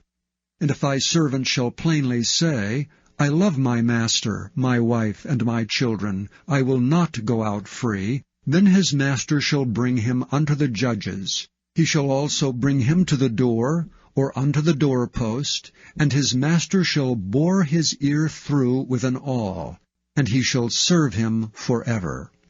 And if a man sell his daughter to be a maidservant, she shall not go out as the men's servants do. If she please not her master, who hath betrothed her to himself, then shall he let her be redeemed. To sell her unto a strange nation he shall have no power, seeing he hath dealt deceitfully with her. And if he hath betrothed her unto his son, he shall deal with her after the manner of daughters. If he take him another wife, her food, her raiment, and her duty of marriage shall he not diminish. And if he do not these 3 things unto her, then shall she go out free without money. He that smiteth a man, so that he die, shall be surely put to death. And if a man lie not in wait, but God deliver him into his hand, then I will appoint thee a place whither he shall flee. But if a man come presumptuously upon his neighbor, to slay him with guile, thou shalt take him from thine altar that he may die. He that smiteth his father or his mother shall be surely put to death. He that stealeth a man and selleth him, or if he be found in his hand, he shall surely be put to death. And he that curseth his father or his mother shall surely be put to death. And if men strive together, and one smite another with a stone, or with his fist, and he die not, but keepeth his bed, if he rise again, and walk abroad upon his staff, then shall he that smote him be quit. Only he shall pay for the loss of his time, and shall cause him to be thoroughly healed. And if a man smite his servant or his maid with a rod, and he die under his hand, he shall be surely punished. Notwithstanding, if he continue a day or 2, he shall not be punished, for he is his money. If men strive and hurt a woman with child, so that her fruit depart from her, and yet no mischief follow, he shall be surely punished according as the woman's husband will lay upon him, and he shall pay as the judges determine.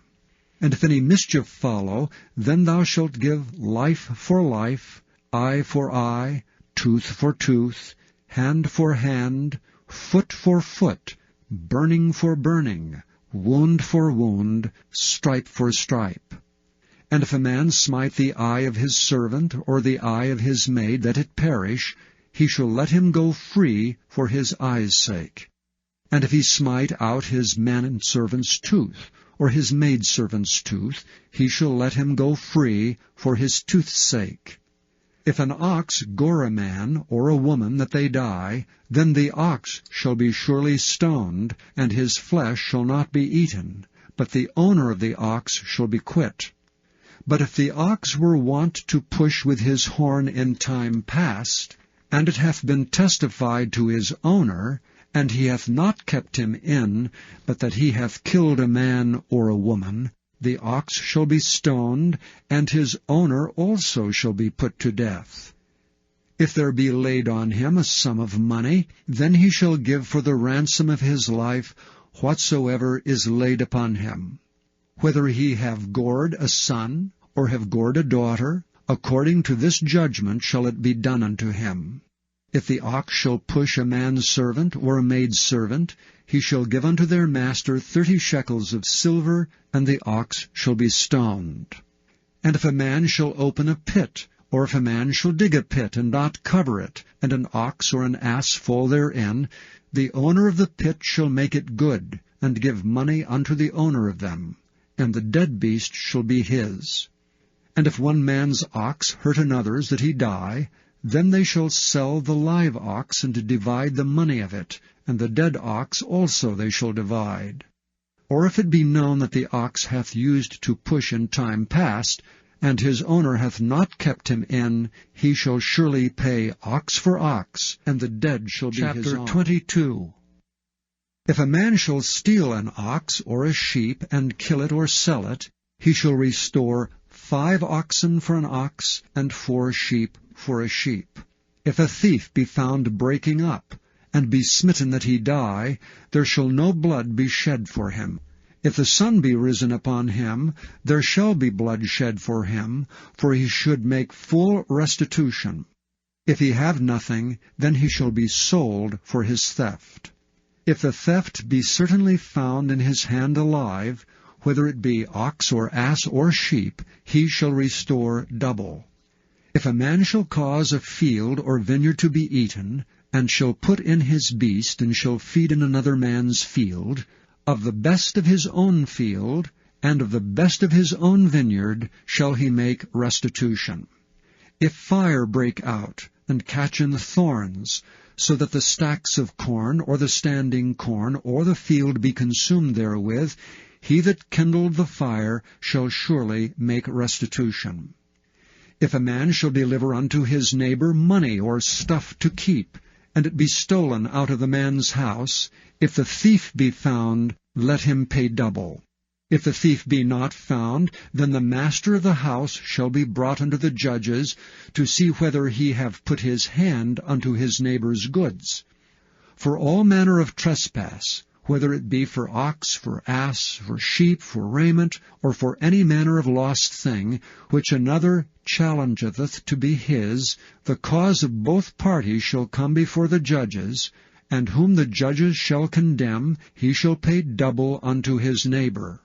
If a man deliver unto his neighbor an ass, or an ox, or a sheep, or any beast to keep, and it die or be hurt, or driven away, no man seeing it, then shall an oath of the Lord between them both, that he hath not put his hand unto his neighbor's goods, and the owner of it shall accept thereof, and he shall not make it good. And if it be stolen from him, he shall make restitution unto the owner thereof. If it be torn in pieces, then let him bring it for witness, and he shall not make good that which was torn. And if a man borrow aught of his neighbor, and it be hurt, or die, the owner thereof being not with it, he shall surely make it good. But if the owner thereof be with it, he shall not make it good. If it be an hired thing, it came for his hire. And if a man entice a maid that is not betrothed, and lie with her, he shall surely endow her to be his wife. If her father utterly refuse to give her unto him, he shall pay money according to the dowry of virgins. Thou shalt not suffer a witch to live. Whosoever lieth with a beast shall surely be put to death. He that sacrificeth unto any god save unto the Lord only, he shall be utterly destroyed. Thou shalt neither vex a stranger, nor oppress him, for ye were strangers in the land of Egypt. Ye shall not afflict any widow or fatherless child. If thou afflict them in any wise, and they cry at all unto me, I will surely hear their cry.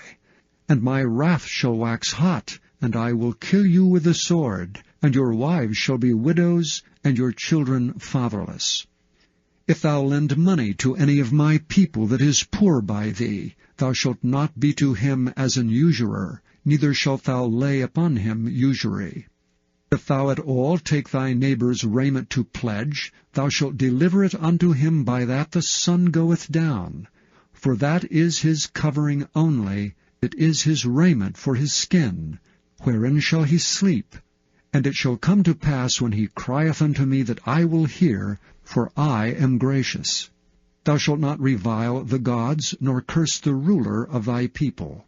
Thou shalt not delay to offer the first of thy ripe fruits and of thy liquors, the firstborn of thy sons shalt thou give unto me. Likewise shalt thou do with thine oxen and with thy sheep. 7 days it shall be with his dam, and on the 8th day thou shalt give it me. And ye shall be holy men unto me. Neither shall ye eat any flesh that is torn of beasts in the field, ye shall cast it to the dogs. Chapter 23. Thou shalt not raise a false report. Put not thine hand with the wicked, to be an unrighteous witness. Thou shalt not follow a multitude to do evil, neither shalt thou speak in a cause to decline after many to wrest judgment.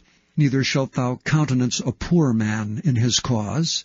If thou meet thine enemy's ox or his ass going astray, thou shalt surely bring it back to him again. If thou see the ass of him that hateth thee lying under his burden, and wouldst forbear to help him, thou shalt surely help with him. Thou shalt not wrest the judgment of thy poor in his cause. Keep thee far from a false matter, and the innocent and righteous slay thou not, for I will not justify the wicked. And thou shalt take no gift, for the gift blindeth the wise, and perverteth the words of the righteous. Also thou shalt not oppress a stranger, for ye know the heart of a stranger, seeing ye were strangers in the land of Egypt. And 6 years thou shalt sow thy land, and shalt gather in the fruits thereof. But the 7th year thou shalt let it rest and lie still, that the poor of thy people may eat. And what they leave, the beasts of the field shall eat. In like manner thou shalt deal with thy vineyard and with thy oliveyard. 6 days thou shalt do thy work, and on the 7th day thou shalt rest, that thine ox and thine ass may rest, and the son of thy handmaid and the stranger may be refreshed. And in all things that I have said unto you, be circumspect, and make no mention of the name of other gods, neither let it be heard out of thy mouth. 3 times thou shalt keep a feast unto me in the year. Thou shalt keep the feast of unleavened bread. Thou shalt eat unleavened bread 7 days, as I commanded thee, in the time appointed of the month Abib. For in it thou camest out from Egypt, and none shall appear before me empty. And the feast of harvest, the firstfruits of thy labors which thou hast sown in the field. And the feast of ingathering, which is in the end of the year, when thou hast gathered in thy labors out of the field. 3 times in the year all thy males shall appear before the Lord God. Thou shalt not offer the blood of my sacrifice with leavened bread, neither shall the fat of my sacrifice remain until the morning. The first of the firstfruits of thy land thou shalt bring into the house of the Lord thy God. Thou shalt not seethe a kid in his mother's milk. Behold, I send an angel before thee, to keep thee in the way, and to bring thee into the place which I have prepared. Beware of him, and obey his voice. Provoke him not, for he will not pardon your transgressions, for my name is in him. But if thou shalt indeed obey his voice, and do all that I speak, then I will be an enemy unto thine enemies, and an adversary unto thine adversaries. For mine angel shall go before thee, and bring thee unto the Amorites, and the Hittites, and the Perizzites, and the Canaanites, and the Hivites, and the Jebusites, and I will cut them off. Thou shalt not bow down to their gods, nor serve them, nor do after their works, but thou shalt utterly overthrow them, and quite break down their images. And ye shall serve the Lord your God, and he shall bless thy bread and thy water, and I will take sickness away from the midst of thee. There shall nothing cast their young, nor be barren in thy land. The number of thy days I will fulfill. I will send my fear before thee, and will destroy all the people to whom thou shalt come, and I will make all thine enemies turn their backs unto thee. And I will send hornets before thee, which shall drive out the Hivite, the Canaanite, and the Hittite from before thee. And I will not drive them out from before thee in 1 year, lest the land become desolate, and the beast of the field multiply against thee. By little and little I will drive them out from before thee, until thou be increased and inherit the land. And I will set thy bounds from the Red Sea even unto the sea of the Philistines, and from the desert unto the river. For I will deliver the inhabitants of the land into your hand, and thou shalt drive them out before thee. Thou shalt make no covenant with them, nor with their gods. They shall not dwell in thy land, lest they make thee sin against me. For if thou serve their gods, it will surely be a snare unto thee. Chapter 24. And he said unto Moses, Come up unto the Lord, thou and Aaron, Nadab and Abihu, and 70 of the elders of Israel, and worship ye afar off. And Moses alone shall come near the Lord, but they shall not come nigh, neither shall the people go up with him. And Moses came and told the people all the words of the Lord, and all the judgments. And all the people answered with one voice, and said, All the words which the Lord hath said we will do. And Moses wrote all the words of the Lord, and rose up early in the morning, and builded an altar under the hill, and 12 pillars, according to the 12 tribes of Israel. And he sent young men of the children of Israel, which offered burnt offerings, and sacrificed peace offerings of oxen unto the Lord. And Moses took half of the blood, and put it in basins, and half of the blood he sprinkled on the altar. And he took the book of the covenant, and read in the audience of the people. And they said, All that the Lord hath said, we will do, and be obedient. And Moses took the blood, and sprinkled it on the people, and said, Behold the blood of the covenant, which the Lord hath made with you concerning all these words. Then went up Moses, and Aaron, Nadab, and Abihu, and 70 of the elders of Israel. And they saw the God of Israel, and there was under his feet as it were a paved work of a sapphire stone, and as it were the body of heaven in his clearness. And upon the nobles of the children of Israel he laid not his hand. Also they saw God, and did eat and drink. And the Lord said unto Moses, Come up to me into the mount, and be there. And I will give thee tables of stone, and the law and commandments which I have written, that thou mayest teach them. And Moses rose up, and his minister Joshua. And Moses went up into the mount of God. And he said unto the elders, Tarry ye here for us, until we come again unto you. And behold, Aaron and Hur are with you. If any man have any matters to do, let him come unto them. And Moses went up into the mount, and a cloud covered the mount.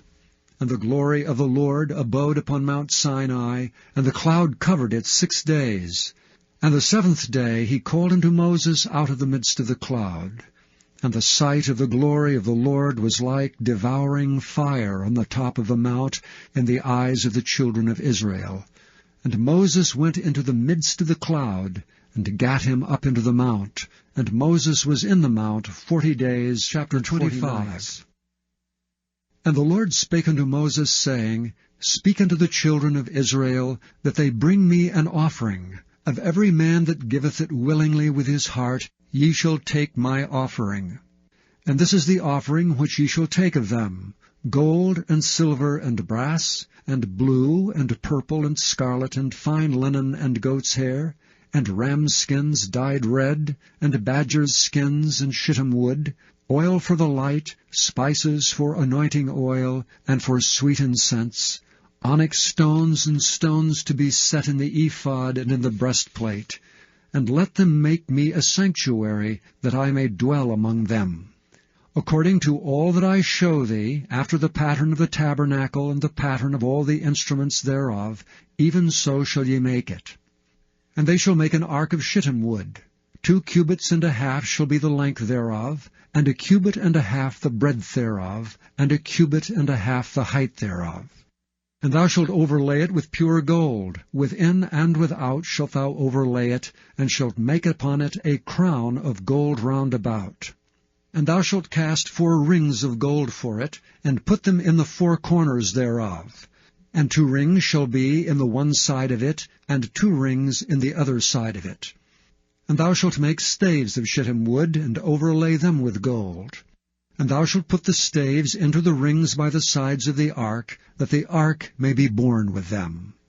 The stave shall be in the rings of the ark, they shall not be taken from it.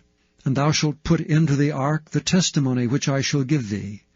And thou shalt make a mercy seat of pure gold. 2 cubits and a half shall be the length thereof, and 1 cubit and a half the breadth thereof.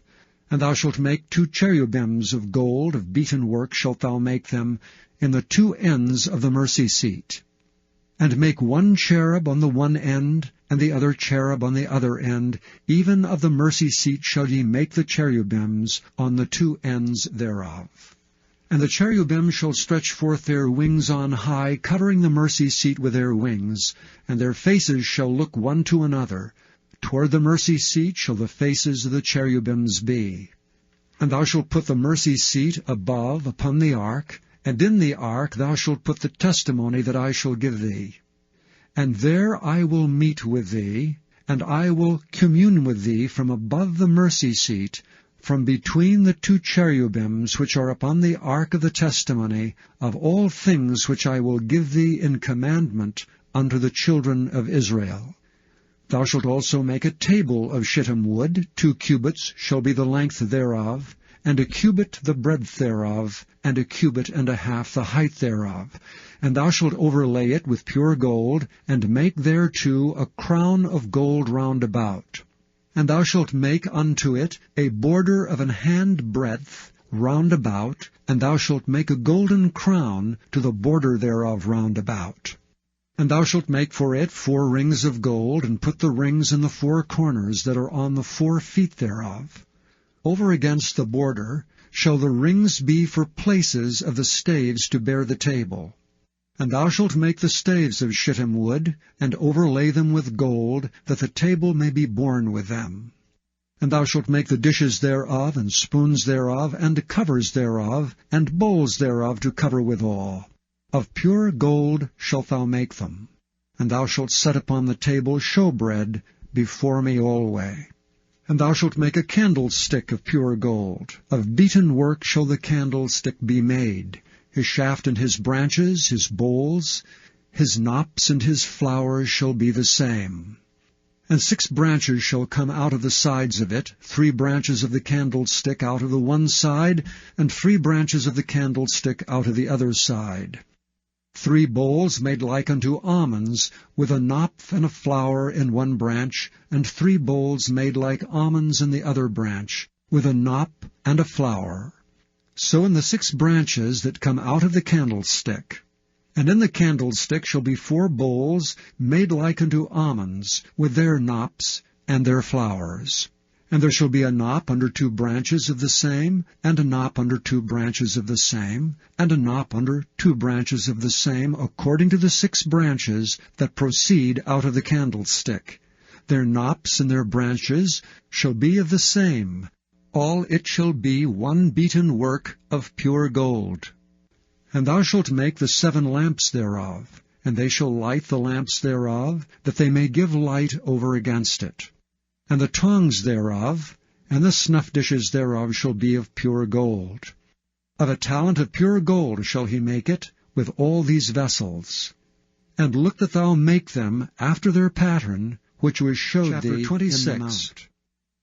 Moreover thou shalt make the tabernacle with 10 curtains of fine twined linen, and blue, and purple, and scarlet, with cherubims of cunning work shalt thou make them. The length of 1 curtain shall be 28 cubits, and the breadth of 1 curtain 4 cubits, and every one of the curtains shall have 1 measure. The 5 curtains shall be coupled together one to another, and other 5 curtains shall be coupled one to another. And thou shalt make loops of blue upon the edge of the 1 curtain from the selvage in the coupling, and likewise shalt thou make in the uttermost edge of another curtain in the coupling of the second.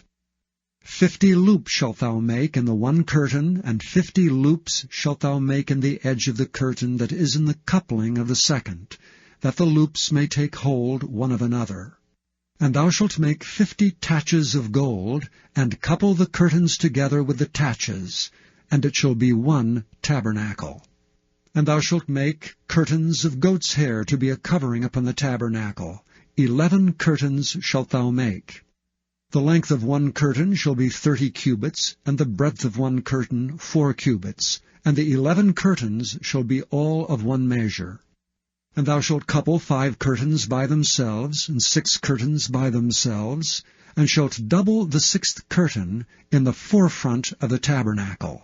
And thou shalt make 50 loops on the edge of the one curtain that is outmost in the coupling, and 50 loops in the edge of the curtain which coupleth the second. And thou shalt make 50 taches of brass, and put the taches into the loops, and couple the tent together, that it may be one. And the remnant that remaineth of the curtains of the tent, the half curtain that remaineth shall hang over the backside of the tabernacle. And a cubit on the one side, and a cubit on the other side of that which remaineth in the length of the curtains of the tent, it shall hang over the sides of the tabernacle on this side and on that side to cover it. And thou shalt make a covering for the tent of ram's skins dyed red, and a covering above of badger's skins. And thou shalt make boards for the tabernacle of shittim wood standing up. 10 cubits shall be the length of a board, and a cubit and a half shall be the breadth of one board. 2 tenons shall there be in one board, set in order one against another. Thus shalt thou make for all the boards of the tabernacle. And thou shalt make the boards for the tabernacle, 20 boards on the south side southward. And thou shalt make 40 sockets of silver under the 20 boards, 2 sockets under one board for his 2 tenons, and 2 sockets under another board for his 2 tenons. And for the second side of the tabernacle, on the north side, there shall be 20 boards. And there 40 sockets of silver, 2 sockets under one board, and 2 sockets under another board. And for the sides of the tabernacle westward thou shalt make 6 boards, and 2 boards shalt thou make for the corners of the tabernacle in the 2 sides.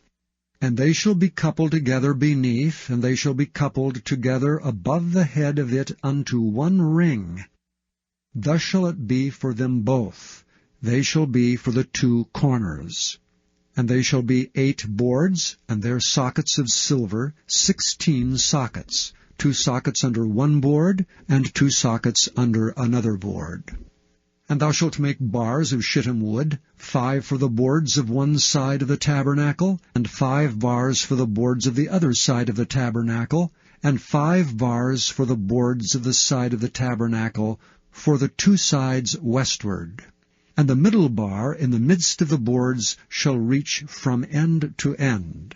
And thou shalt overlay the boards with gold, and make there rings of gold for places for the bars. And thou shalt overlay the bars with gold. And thou shalt rear up the tabernacle according to the fashion thereof which was showed thee in the mount. And thou shalt make a veil of blue and purple and scarlet and fine twined linen of cunning work, with cherubims shall it be made. And thou shalt hang it upon 4 pillars of shittim wood overlaid with gold. Their hooks shall be of gold upon the 4 sockets of silver. And thou shalt hang up the veil under the taches, that thou mayest bring in thither within the veil the ark of the testimony. And the veil shall divide unto you between the holy place and the most holy. And thou shalt put the mercy seat upon the ark of the testimony in the most holy place. And thou shalt set the table without the veil, and the candlestick over against the table on the side of the tabernacle toward the south. And thou shalt put the table on the north side. And thou shalt make an hanging for the door of the tent, of blue and purple and scarlet and fine twined linen, wrought with needlework. And thou shalt make for the hanging 5 pillars of shittim wood, and overlay them with gold. And their hooks shall be of gold, and thou shalt cast 5 sockets of brass for them. And thou shalt make an altar of shittim wood, 5 cubits long and 5 cubits broad. The altar shall be 4 square, and the height thereof shall be 3 cubits. And thou shalt make the horns of it upon the 4 corners thereof. His horns shall be of the same, and thou shalt overlay it with brass. And thou shalt make his pans to receive his ashes, and his shovels, and his basins, and his fleshhooks, and his firepans. All the vessels thereof thou shalt make of brass. And thou shalt make for it a grate of network of brass. And upon the net shalt thou make 4 brazen rings in the 4 corners thereof. And thou shalt put it under the compass of the altar beneath, that the net may be even to the midst of the altar. And thou shalt make staves for the altar, staves of shittim wood, and overlay them with brass. And the stave shall be put into the rings, and the stave shall be upon the 2 sides of the altar to bear it. Hollow with boards shalt thou make it, as it was showed thee in the mount, so shall they make it. And thou shalt make the court of the tabernacle. For the south side southward there shall be hangings for the court of fine twined linen of 100 cubits long for one side. And the 20 pillars thereof and their 20 sockets shall be of brass. The hooks of the pillars and their fillets shall be of silver. And likewise for the north side in length there shall be hangings of 100 cubits long, and his 20 pillars and their 20 sockets of brass, the hooks of the pillars and their fillets of silver. And for the breadth of the court on the west side shall be hangings of 50 cubits, their pillars 10, and their sockets 10. And the breadth of the court on the east side eastward shall be 50 cubits. The hangings of one side of the gate shall be 15 cubits, their pillars 3, and their sockets 3. And on the other side shall be hangings 15 cubits, their pillars 3, and their sockets 3. And for the gate of the court shall be an hanging of 20 cubits of blue and purple and scarlet, and fine twined linen, wrought with needlework, and their pillars shall be 4, and their sockets 4. All the pillars round about the court shall be filleted with silver, their hooks shall be of silver, and their sockets of brass. The length of the court shall be 100 cubits, and the breadth 50 everywhere, and the height 5 cubits of fine twined linen, and their sockets of brass. All the vessels of the tabernacle, and all the service thereof, and all the pins thereof, and all the pins of the court shall be of brass. And thou shalt command the children of Israel that they bring thee pure oil olive beaten for the light, to cause the lamp to burn always. In the tabernacle of the congregation without the veil, which is before the testimony, Aaron and his sons shall order it from evening to morning before the Lord. It shall be a statute forever unto their generations on the behalf of the children of Israel. And take thou unto thee Aaron thy brother, and his sons with him, from among the children of Israel, that he may minister unto me in the priest's office, even Aaron, Nadab, and Abihu, Eleazar, and Ithamar, Aaron's sons. And thou shalt make holy garments for Aaron thy brother, for glory and for beauty. And thou shalt speak unto all that are wise-hearted, whom I have filled with the spirit of wisdom, that they may make Aaron's garments to consecrate him, that he may minister unto me in the priest's office. And these are the garments which they shall make: a breastplate, and an ephod, and a robe, and a broidered coat, a mitre, and a girdle. And they shall make holy garments for Aaron thy brother and his sons, that he may minister unto me in the priest's office. And they shall take gold, and blue, and purple, and scarlet, and fine linen. And they shall make the ephod of gold, of blue, and of purple, of scarlet, and fine twined linen with cunning work. It shall have 2 shoulder pieces thereof, joined at the edges thereof, and so it shall be joined together. And the curious girdle of the ephod which is upon it shall be of the same, according to the work thereof, even of gold, of blue, and purple, and scarlet, and fine twined linen. And thou shalt take 2 onyx stones, and grave on them the names of the children of Israel, 6 of their names on one stone, and the other 6 names of the rest on the other stone, according to their birth. With the work of an engraver in stone, like the engravings of a signet, shalt thou engrave the 2 stones with the names of the children of Israel. Thou shalt make them to be set in ouches of gold.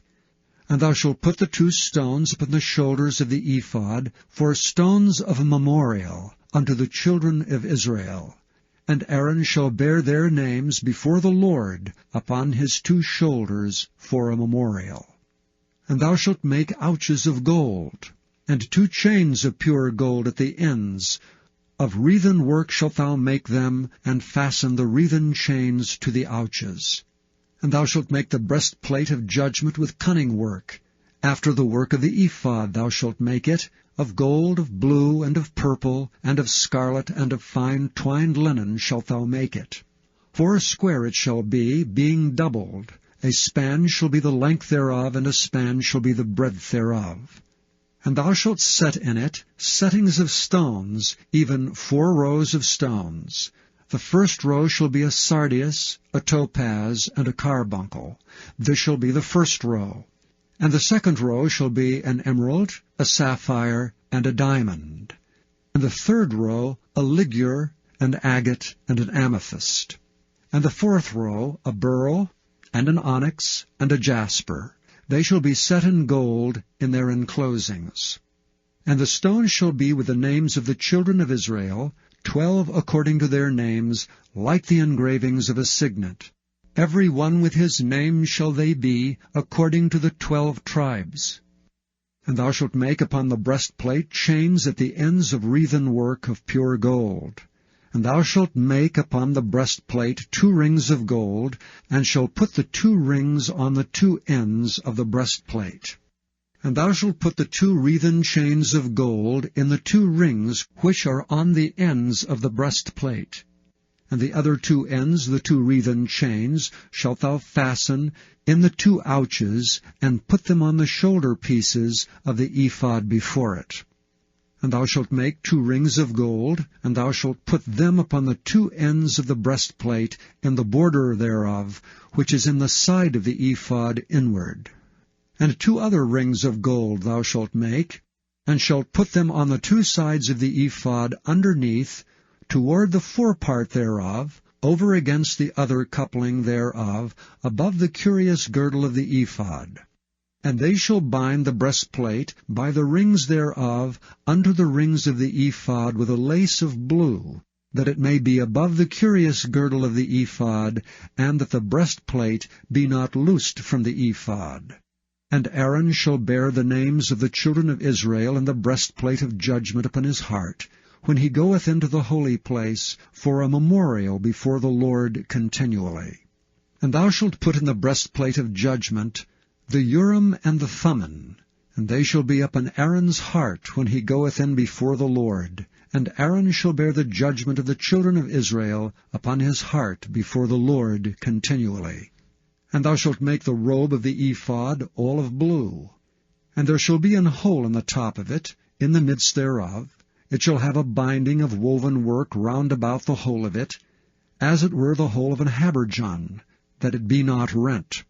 And beneath upon the hem of it thou shalt make pomegranates of blue, and of purple, and of scarlet, round about the hem thereof, and bells of gold between them round about, a golden bell and a pomegranate, a golden bell and a pomegranate, upon the hem of the robe round about.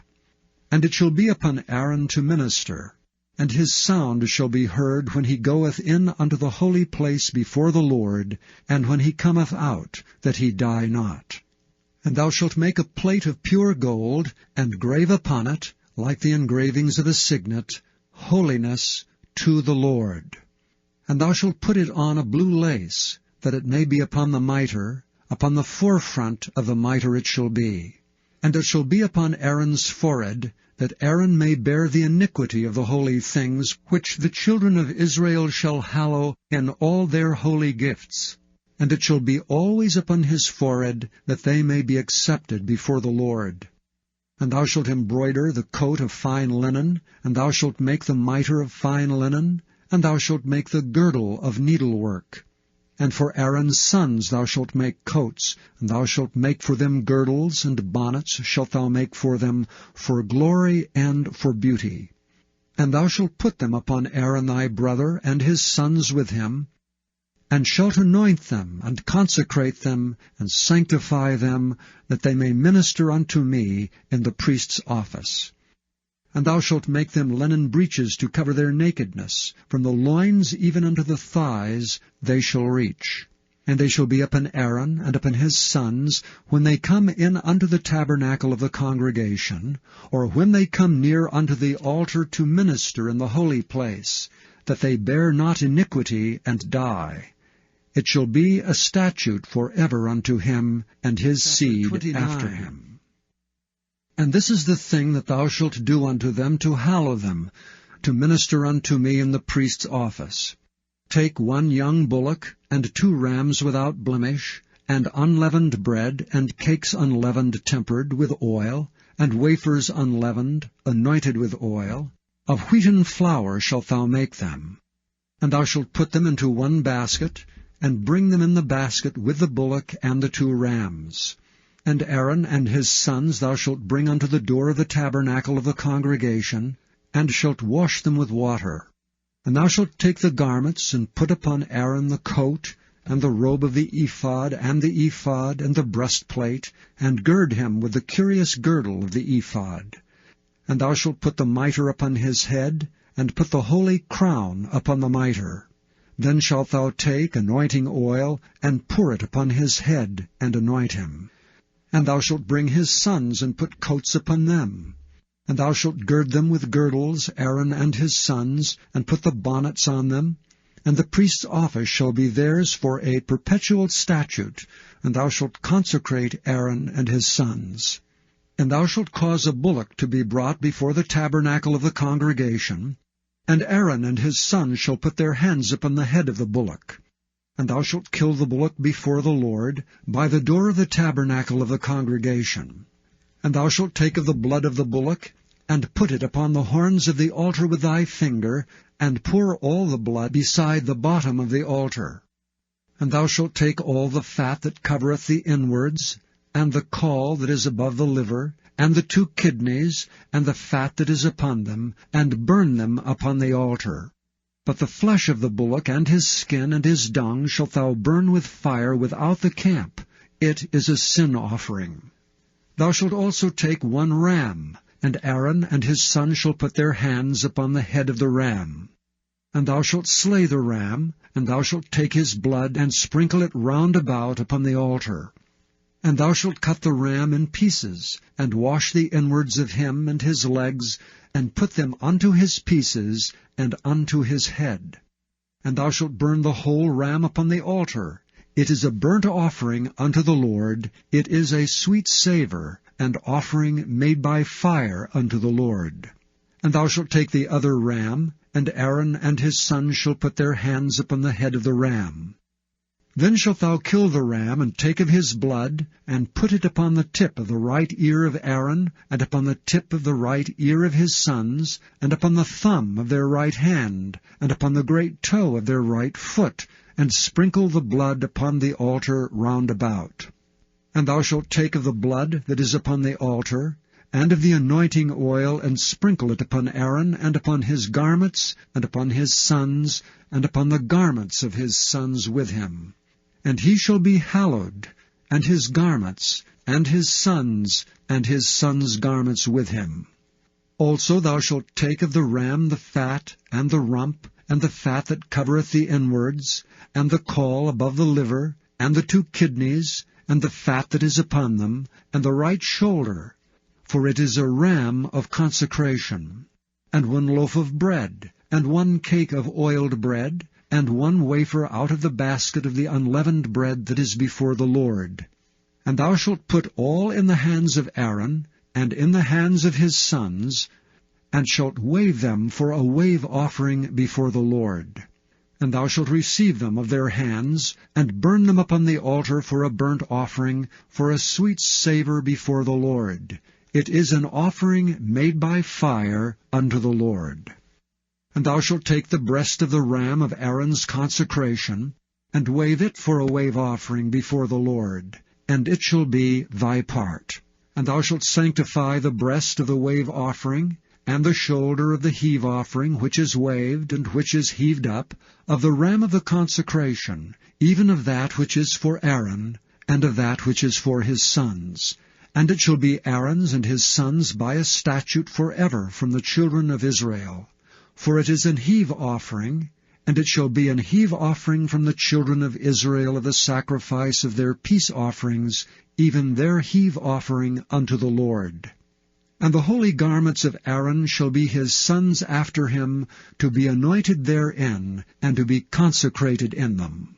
And that son that is priest in his stead shall put them on 7 days when he cometh into the tabernacle of the congregation to minister in the holy place. And thou shalt take the ram of the consecration, and seethe his flesh in the holy place. And Aaron and his sons shall eat the flesh of the ram, and the bread that is in the basket by the door of the tabernacle of the congregation. And they shall eat those things wherewith the atonement was made, to consecrate and to sanctify them. But a stranger shall not eat thereof, because they are holy. And if aught of the flesh of the consecrations, or of the bread remain unto the morning, then thou shalt burn the remainder with fire. It shall not be eaten, because it is holy. And thus shalt thou do unto Aaron, and to his sons, according to all things which I have commanded thee. 7 days shalt thou consecrate them. And thou shalt offer every day a bullock for a sin offering for atonement. And thou shalt cleanse the altar, when thou hast made an atonement for it, and thou shalt anoint it to sanctify it. 7 days thou shalt make an atonement for the altar, and sanctify it, and it shall be an altar most holy. Whatsoever toucheth the altar shall be holy. Now this is that which thou shalt offer upon the altar, 2 lambs of the first year, day by day, continually. The 1 lamb thou shalt offer in the morning, and the other lamb thou shalt offer at even. And with the 1 lamb 1/10 deal of flour mingled with the 4th part of an hin of beaten oil, and the 4th part of an hin of wine for a drink offering. And the other lamb thou shalt offer at even, and shalt do thereto according to the meat offering of the morning, and according to the drink offering thereof, for a sweet savour, and offering made by fire unto the Lord. There shall be a continual burnt offering throughout your generations at the door of the tabernacle of the congregation before the Lord, where I will meet you to speak there unto thee. And there I will meet with the children of Israel, and the tabernacle shall be sanctified by my glory. And I will sanctify the tabernacle of the congregation and the altar. I will sanctify also both Aaron and his sons to minister to me in the priest's office. And I will dwell among the children of Israel, and will be their God. And they shall know that I am the Lord their God, that brought them forth out of the land of Egypt, that I may dwell among them. I am the Lord. Chapter 30. God. And thou shalt make an altar to burn incense upon. Of shittim wood shalt thou make it. 1 cubit shall be the length thereof, and 1 cubit the breadth thereof. 4 square shall it be, and 2 cubits shall be the height thereof. The horns thereof shall be of the same. And thou shalt overlay it with pure gold, the top thereof, and the sides thereof round about, and the horns thereof. And thou shalt make unto it a crown of gold round about. And 2 golden rings shalt thou make to it under the crown of it. By the 2 corners thereof, upon the 2 sides of it shalt thou make it. And they shall be for places for the staves to bear it withal. And thou shalt make the staves of shittim wood, and overlay them with gold. And thou shalt put it before the veil, that is by the ark of the testimony, before the mercy seat that is over the testimony, where I will meet with thee. And Aaron shall burn thereon sweet incense every morning. When he dresseth the lamps, he shall burn incense upon it. And when Aaron lighteth the lamps at even, he shall burn incense upon it, a perpetual incense before the Lord throughout your generations. Ye shall offer no strange incense thereon, nor burnt sacrifice, nor meat offering, neither shall ye pour drink offering thereon. And Aaron shall make an atonement upon the horns of it once in a year with the blood of the sin offering of atonements. Once in the year shall he make atonement upon it throughout your generations. It is most holy unto the Lord. And the Lord spake unto Moses, saying, When thou takest the sum of the children of Israel after their number, then shall they give every man a ransom for his soul unto the Lord, when thou numberest them, that there be no plague among them when thou numberest them. This they shall give every one that passeth among them that are numbered, half a shekel after the shekel of the sanctuary, a shekel is 20 gerahs, and half shekel shall be the offering of the Lord. Every one that passeth among them that are numbered from 20 years old and above shall give an offering unto the Lord. The rich shall not give more, and the poor shall not give less than half a shekel, when they give an offering unto the Lord, to make an atonement for your souls. And thou shalt take the atonement money of the children of Israel, and shalt appoint it for the service of the tabernacle of the congregation, that it may be a memorial unto the children of Israel before the Lord, to make an atonement for your souls. And the Lord spake unto Moses, saying, Thou shalt also make a laver of brass, and his foot also of brass, to wash withal. And thou shalt put it between the tabernacle of the congregation and the altar, and thou shalt put water therein. For Aaron and his sons shall wash their hands and their feet thereat. When they go into the tabernacle of the congregation, they shall wash with water, that they die not, or when they come near to the altar to minister to burn offering made by fire unto the Lord. So they shall wash their hands and their feet, that they die not. And it shall be a statute forever to them, even to him and to his seed throughout their generations. Moreover the Lord spake unto Moses, saying, Take thou also unto thee principal spices of pure myrrh, 500 shekels, and of sweet cinnamon half so much, even 250 shekels, and of sweet calamus 250 shekels, and of cassia 500 shekels, after the shekel of the sanctuary, and of oil olive an hin. And thou shalt make it an oil of holy ointment, an ointment compound, after the art of the apothecary. It shall be an holy anointing oil. And thou shalt anoint the tabernacle of the congregation therewith, and the ark of the testimony, and the table and all his vessels, and the candlestick and his vessels, and the altar of incense, and the altar of burnt offering with all his vessels, and the laver and his foot. And thou shalt sanctify them, that they may be most holy. Whatsoever toucheth them shall be holy. And thou shalt anoint Aaron and his sons, and consecrate them, that they may minister unto me in the priest's office.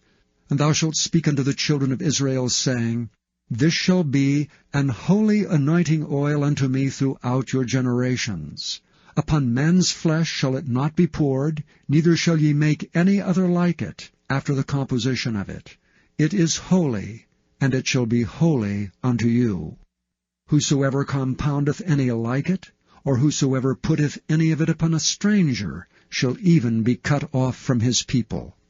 And the Lord said unto Moses, Take unto thee sweet spices, stacte, and onycha, and galbanum, these sweet spices with pure frankincense. Of each shall there be a like weight. Thou shalt make it a perfume, a confection after the art of the apothecary, tempered together, pure and holy.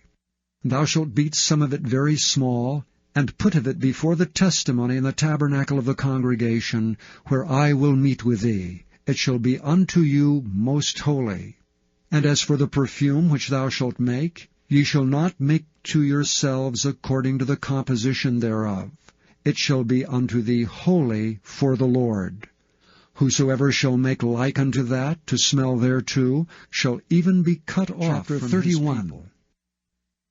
And the Lord spake unto Moses, saying, See, I have called by name Bezaleel the son of Uri, the son of Hur of the tribe of Judah, and I have filled him with the Spirit of God, in wisdom and in understanding, and in knowledge and in all manner of workmanship, to devise cunning works, to work in gold and in silver and in brass, and in cutting of stones to set them, and in carving of timber, to work in all manner of workmanship.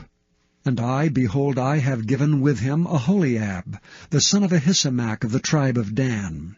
And in the hearts of all that are wise-hearted I have put wisdom, that they may make all that I have commanded thee, the tabernacle of the congregation, and the ark of the testimony, and the mercy seat that is thereupon, and all the furniture of the tabernacle, and the table and his furniture, and the pure candlestick with all his furniture, and the altar of incense, and the altar of burnt offering with all his furniture, and the laver and his foot, and the cloths of service, and the holy garments for Aaron and the priest, and the garments of his sons to minister in the priest's office, and the anointing oil, and sweet incense for the holy place. According to all that I have commanded thee shall they do. And the Lord spake unto Moses, saying, Speak thou also unto the children of Israel, saying, Verily my Sabbaths ye shall keep. For it is a sign between me and you throughout your generations, that ye may know that I am the Lord that doth sanctify you.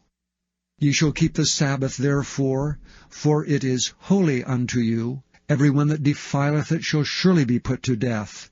For whosoever doeth any work therein, that soul shall be cut off from among his people. 6 days may work be done, but in the 7th is the Sabbath of rest, holy to the Lord. Whosoever doeth any work in the Sabbath day, he shall surely be put to death. Wherefore the children of Israel shall keep the Sabbath, to observe the Sabbath throughout their generations for a perpetual covenant. It is a sign between me and the children of Israel forever. For in 6 days the Lord made heaven and earth, and on the 7th day he rested and was refreshed. And he gave unto Moses, when he had made an end of communing with him upon Mount Sinai, 2 tables of testimony, tables of stone, written with the finger of God. Chapter 32. And when the people saw that Moses delayed to come down out of the mount, the people gathered themselves together unto Aaron, and said unto him, Up, make us gods which shall go before us, for as for this Moses, the man that brought us up out of the land of Egypt, we wot not what is become of him. And Aaron said unto them, Break off the golden earrings which are in the ears of your wives, of your sons, and of your daughters, and bring them unto me. And all the people brake off the golden earrings which were in their ears, and brought them unto Aaron. And he received them at their hand, and fashioned it with a graving tool, after he had made it a molten calf. And they said, These be thy gods, O Israel, which brought thee up out of the land of Egypt. And when Aaron saw it, he built an altar before it. And Aaron made proclamation, and said, Tomorrow is a feast to the Lord. And they rose up early on the morrow, and offered burnt offerings, and brought peace offerings. And the people sat down to eat and drink, and rose up to play. And the Lord said unto Moses, Go, get thee down, for thy people which thou broughtest out of the land of Egypt have corrupted themselves. They have turned aside quickly out of the way which I commanded them. They have made them a molten calf, and have worshipped it, and have sacrificed thereunto, and said, These be thy gods, O Israel, which have brought thee up out of the land of Egypt. And the Lord said unto Moses, I have seen this people, and behold, it is a stiff-necked people. Now therefore let me alone, that my wrath may wax hot against them, and that I may consume them, and I will make of thee a great nation. And Moses besought the Lord his God, and said, Lord, why doth thy wrath wax hot against thy people, which thou hast brought forth out of the land of Egypt with great power, and with a mighty hand? Wherefore should the Egyptians speak and say, For mischief did he bring them out, to slay them in the mountains, and to consume them from the face of the earth? Turn from thy fierce wrath, and repent of this evil against thy people. Remember Abraham, Isaac, and Israel, thy servants, to whom thou swarest by thine own self, and saidst unto them, I will multiply your seed as the stars of heaven, and all this land that I have spoken of will I give unto your seed, and they shall inherit it forever. And the Lord repented of the evil which he thought to do unto his people.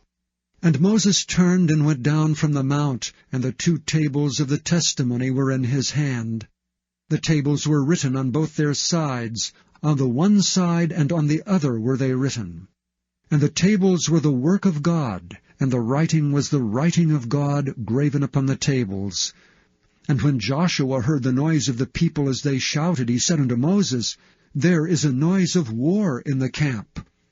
And he said, It is not the voice of them that shout for mastery, neither it is the voice of them that cry for being overcome, but the noise of them that sing do I hear. And it came to pass, as soon as he came nigh unto the camp, that he saw the calf, and the dancing, and Moses' anger waxed hot, and he cast the tables out of his hands, and brake them beneath the mount.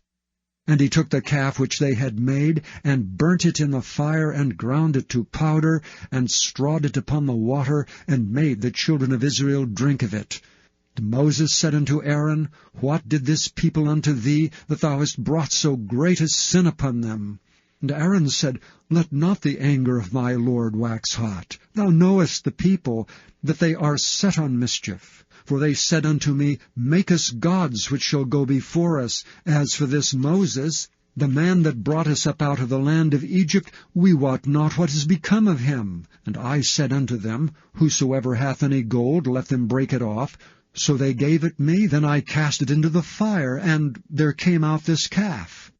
And when Moses saw that the people were naked, for Aaron had made them naked unto their shame among their enemies, then Moses stood up in the gate of the camp and said, Who is on the Lord's side? Let him come unto me. And all the sons of Levi gathered themselves together unto him. And he said unto them, Thus saith the Lord God of Israel, Put every man his sword by his side, and go in and out from gate to gate throughout the camp, and slay every man his brother, and every man his companion, and every man his neighbor. And the children of Levi did according to the word of Moses, and there fell of the people that day about 3,000 men. For Moses had said, Consecrate yourselves today to the Lord, every man upon his son, and upon his brother, that he may bestow upon you a blessing this day. And it came to pass on the morrow that Moses said unto the people, Ye have sinned a great sin.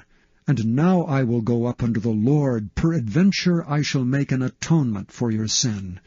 And Moses returned unto the Lord, and said, O this people have sinned a great sin, and have made them gods of gold. Yet now if thou wilt forgive their sin, and if not, blot me, I pray thee, out of thy book which thou hast written. And the Lord said unto Moses, Whosoever hath sinned against me, him will I blot out of my book. Therefore now go, lead the people unto the place of which I have spoken unto thee. Behold, mine angel shall go before thee. Nevertheless in the day when I visit, I will visit their sin upon them.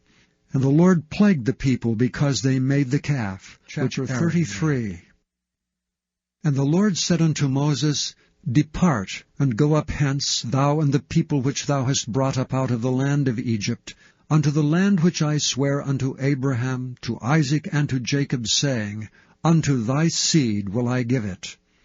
And I will send an angel before thee, and I will drive out the Canaanite, the Amorite, and the Hittite, and the Perizzite, the Hivite, and the Jebusite, unto a land flowing with milk and honey. For I will not go up in the midst of thee, for thou art a stiff-necked people, lest I consume thee in the way. And when the people heard these evil tidings, they mourned, and no man did put on him his ornaments. For the Lord had said unto Moses, Say unto the children of Israel, Ye are a stiff-necked people. I will come up into the midst of thee in a moment and consume thee. Therefore now put off thy ornaments from thee, that I may know what to do unto thee. And the children of Israel stripped themselves of their ornaments by the Mount Horeb. And Moses took the tabernacle, and pitched it without the camp, afar off from the camp, and called it the tabernacle of the congregation. And it came to pass that every one which sought the Lord went out unto the tabernacle of the congregation, which was without the camp. And it came to pass, when Moses went out into the tabernacle, that all the people rose up and stood every man at his tent door, and looked after Moses until he was gone into the tabernacle. And it came to pass, as Moses entered into the tabernacle, the cloudy pillar descended, and stood at the door of the tabernacle, and the Lord talked with Moses. And all the people saw the cloudy pillar stand at the tabernacle door, and all the people rose up and worshipped, every man in his tent door. And the Lord spake unto Moses face to face, as a man speaketh unto his friend. And he turned again into the camp, but his servant Joshua the son of Nun, a young man, departed not out of the tabernacle. And Moses said unto the Lord, See, thou sayest unto me, Bring up this people, and thou hast not let me know whom thou wilt send with me. Yet thou hast said, I know thee by name, and thou hast also found grace in my sight. Now therefore I pray thee, if I have found grace in thy sight, show me now the way that I may know thee, that I may find grace in thy sight, and consider that this nation is thy people. And he said, My presence shall go with thee, and I will give thee rest. And he said unto him, If thy presence go not with me, carry us not up hence. For wherein shall it be known here that I and thy people have found grace in thy sight? Is it not in that thou goest with us? So shall we be separated, I and thy people, from all the people that are upon the face of the earth. And the Lord said unto Moses, I will do this thing also that thou hast spoken, for thou hast found grace in my sight, and I know thee by name. And he said, I beseech thee, show me thy glory. And he said, I will make all my goodness pass before thee, and I will proclaim the name of the Lord before thee, and will be gracious to whom I will be gracious, and will show mercy on whom I will show mercy. And he said, Thou canst not see my face, for there shall no man see me and live. And the Lord said, Behold, there is a place by me, and thou shalt stand upon a rock. And it shall come to pass, while my glory passeth by, that I will put thee in a cleft of the rock, and will cover thee with my hand while I pass by. And I will take away mine hand, and thou shalt see my back parts, but my face shall not be seen. Chapter 34.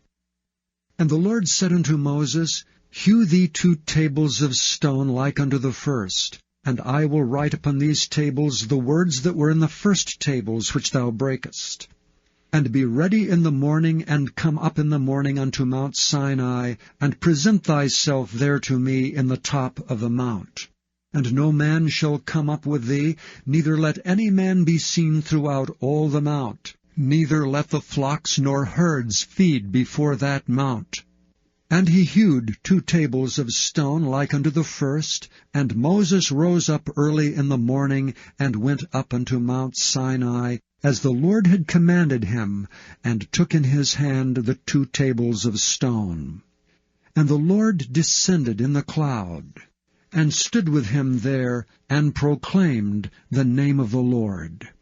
The Lord passed by before him, and proclaimed, The Lord God, merciful and gracious, long-suffering and abundant in goodness and truth, keeping mercy for thousands, forgiving iniquity and transgression and sin, and that will by no means clear the guilty, visiting the iniquity of the fathers upon the children, and upon the children's children unto the 3rd and to the 4th generation.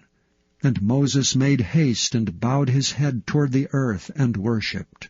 And he said, If now I have found grace in thy sight, O Lord, let my Lord, I pray thee, go among us. For it is a stiff-necked people, and pardon our iniquity and our sin, and take us for thine inheritance.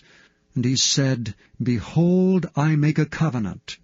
Before all thy people I will do marvels such as have not been done in all the earth nor in any nation, and all the people among which thou art shall see the work of the Lord, For it is a terrible thing that I will do with thee. Observe thou that which I command thee this day. Behold, I will drive out before thee the Amorite, and the Canaanite, and the Hittite, and the Perizzite, and the Hivite, and the Jebusite. Take heed to thyself, lest thou make a covenant with the inhabitants of the land whither thou goest, lest it be for a snare in the midst of thee. But ye shall destroy their altars, break their images, and cut down their groves. For thou shalt worship no other God, for the Lord, whose name is jealous, is a jealous God. Lest thou make a covenant with the inhabitants of the land, and they go a-whoring after their gods, and do sacrifice unto their gods, and one call thee, and thou eat of his sacrifice.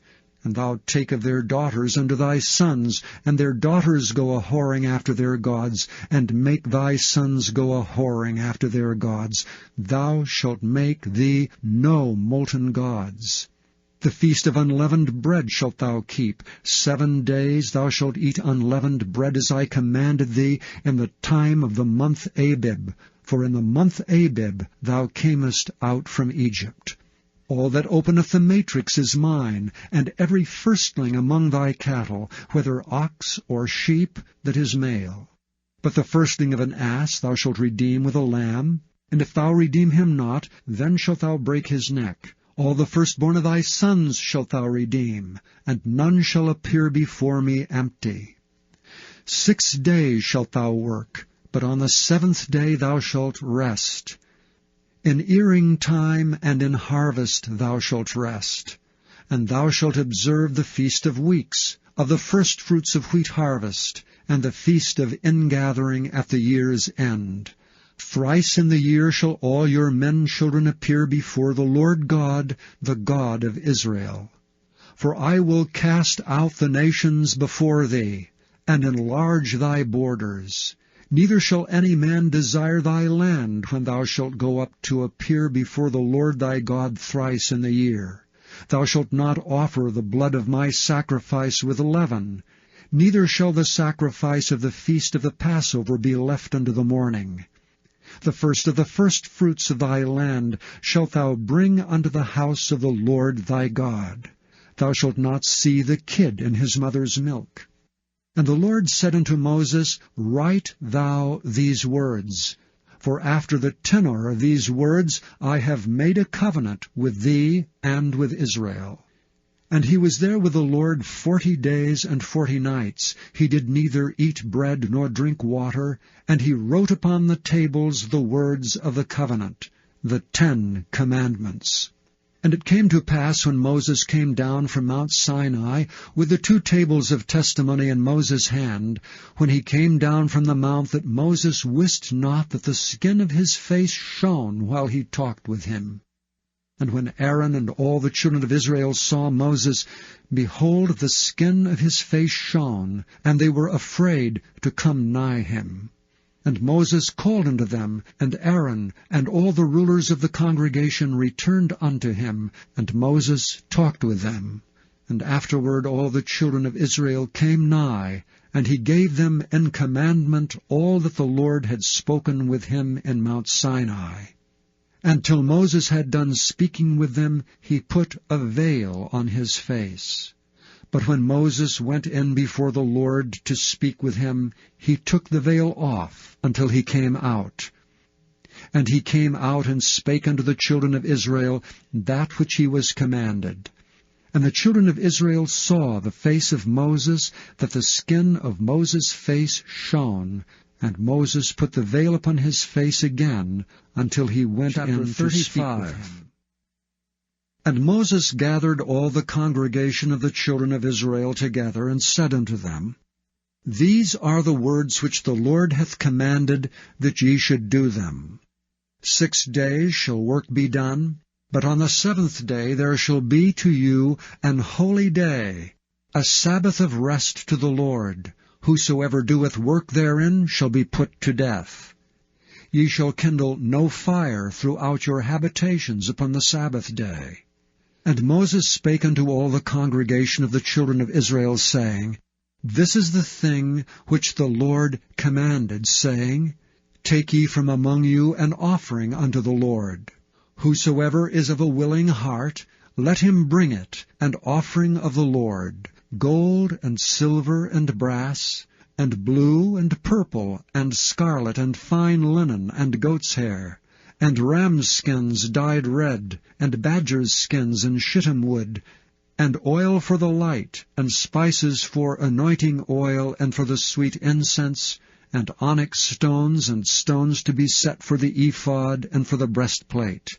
And every wise-hearted among you shall come, and make all that the Lord hath commanded: the tabernacle, his tent, and his covering, his taches and his boards, his bars, his pillars and his sockets, the ark and the staves thereof, with the mercy seat and the veil of the covering, the table and his staves, and all his vessels, and the showbread, the candlestick also for the light, and his furniture and his lamps with the oil for the light, and the incense altar and his staves, and the anointing oil, and the sweet incense, and the hanging for the door at the entering in of the tabernacle, the altar of burnt offering with his brazen grate, his staves, and all his vessels, the laver and his foot, the hangings of the court, his pillars and their sockets, and the hanging for the door of the court, the pins of the tabernacle, and the pins of the court and their cords, the cloths of service, to do service in the holy place, the holy garments for Aaron the priest, and the garments of his sons, to minister in the priest's office. And all the congregation of the children of Israel departed from the presence of Moses. And they came, every one whose heart stirred him up, and every one whom his spirit made willing, and they brought the Lord's offering to the work of the tabernacle of the congregation, and for all his service, and for the holy garments. And they came, both men and women, as many as were willing-hearted, and brought bracelets and earrings and rings, and tablets, all jewels of gold, and every man that offered an offering of gold unto the Lord. And every man with whom was found blue and purple, and scarlet, and fine linen, and goat's hair, and red skins of rams, and badgers' skins brought them.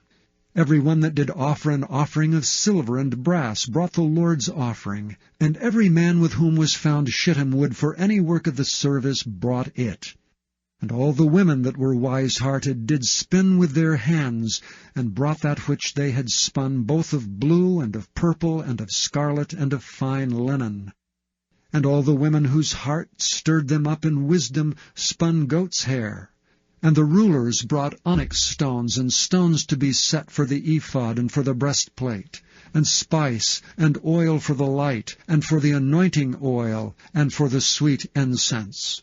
And the children of Israel brought a willing offering unto the Lord, every man and woman whose heart made them willing to bring for all manner of work which the Lord had commanded to be made by the hand of Moses. And Moses said unto the children of Israel, See, the Lord hath called by name Bezaleel the son of Uri, the son of Hur of the tribe of Judah. And he hath filled him with the Spirit of God, in wisdom, in understanding, and in knowledge, and in all manner of workmanship, and to devise curious works, to work in gold, and in silver, and in brass, and in the cutting of stones to set them, and in carving of wood to make any manner of cunning work. And he hath put in his heart that he may teach both he and Aholiab, the son of Ahisamach of the tribe of Dan. Them hath he filled with wisdom of heart, to work all manner of work of the engraver, and of the cunning workman, and of the embroiderer in blue, and in purple, and scarlet, and in fine linen, and of the weaver, even of them that do any work, and of those that devise cunning work. Then wrought Bezaleel and Aholiab, and every wise-hearted man in whom the Lord put wisdom and understanding, to know how to work all manner of work for the service of the sanctuary, according to all that the Lord had commanded. And Moses called Bezaleel and Aholiab, and every wise-hearted man in whose heart the Lord had put wisdom, even every one whose heart stirred him up to come unto the work to do it. And they received of Moses all the offering which the children of Israel had brought for the work of the service of the sanctuary, to make it withal. And they brought yet unto him free offerings every morning.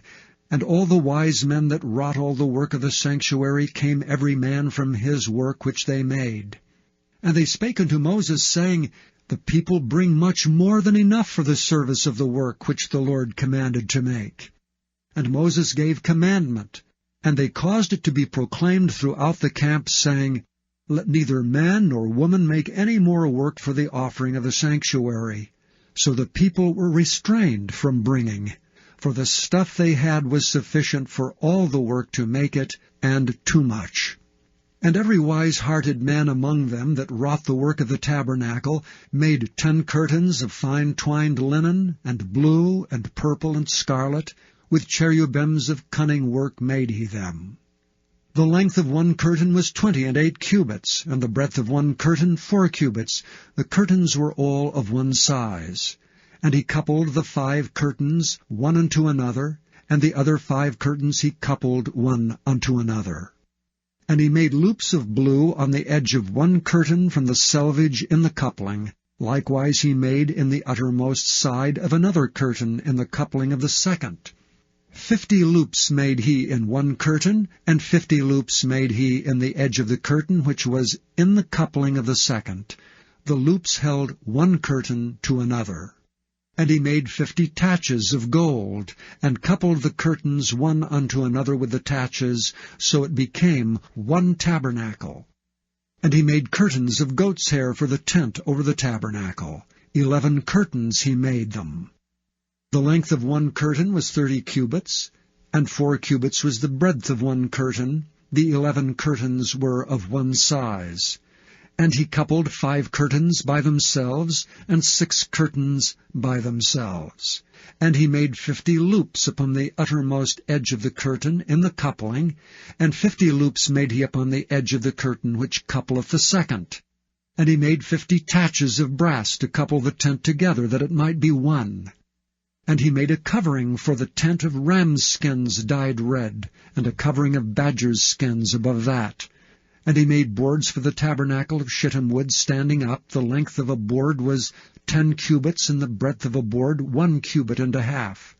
One board had 2 tenons, equally distant one from another. Thus did he make for all the boards of the tabernacle. And he made the boards for the tabernacle, 20 boards for the south side southward, and 40 sockets of silver he made under the 20 boards, 2 sockets under one board for his 2 tenons, and 2 sockets under another board for his 2 tenons. And for the other side of the tabernacle, which is toward the north corner, he made 20 boards, and there 40 sockets of silver, 2 sockets under one board, and 2 sockets under another board. And for the sides of the tabernacle westward he made 6 boards, and 2 boards made he for the corners of the tabernacle in the 2 sides. And they were coupled beneath, and coupled together at the head thereof to one ring. Thus he did to both of them in both the corners.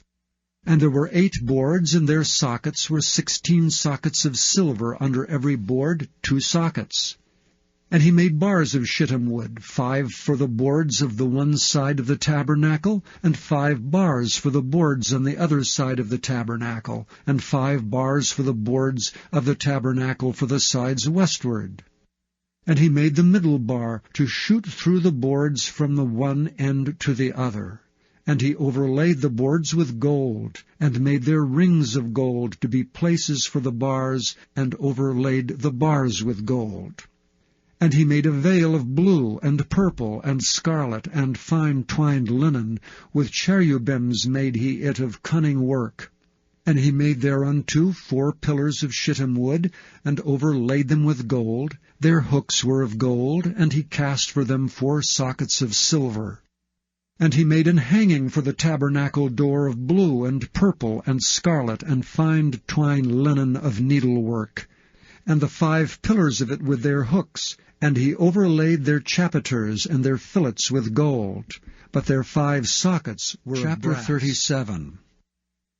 And Bezaleel made the ark of shittim wood. 2 cubits and a half was the length of it, and 1 cubit and a half the breadth of it, and 1 cubit and a half the height of it. And he overlaid it with pure gold within and without, and made a crown of gold to it round about. And he cast for it 4 rings of gold, to be set by the 4 corners of it, even 2 rings upon the one side of it, and 2 rings upon the other side of it. And he made staves of shittim wood, and overlaid them with gold.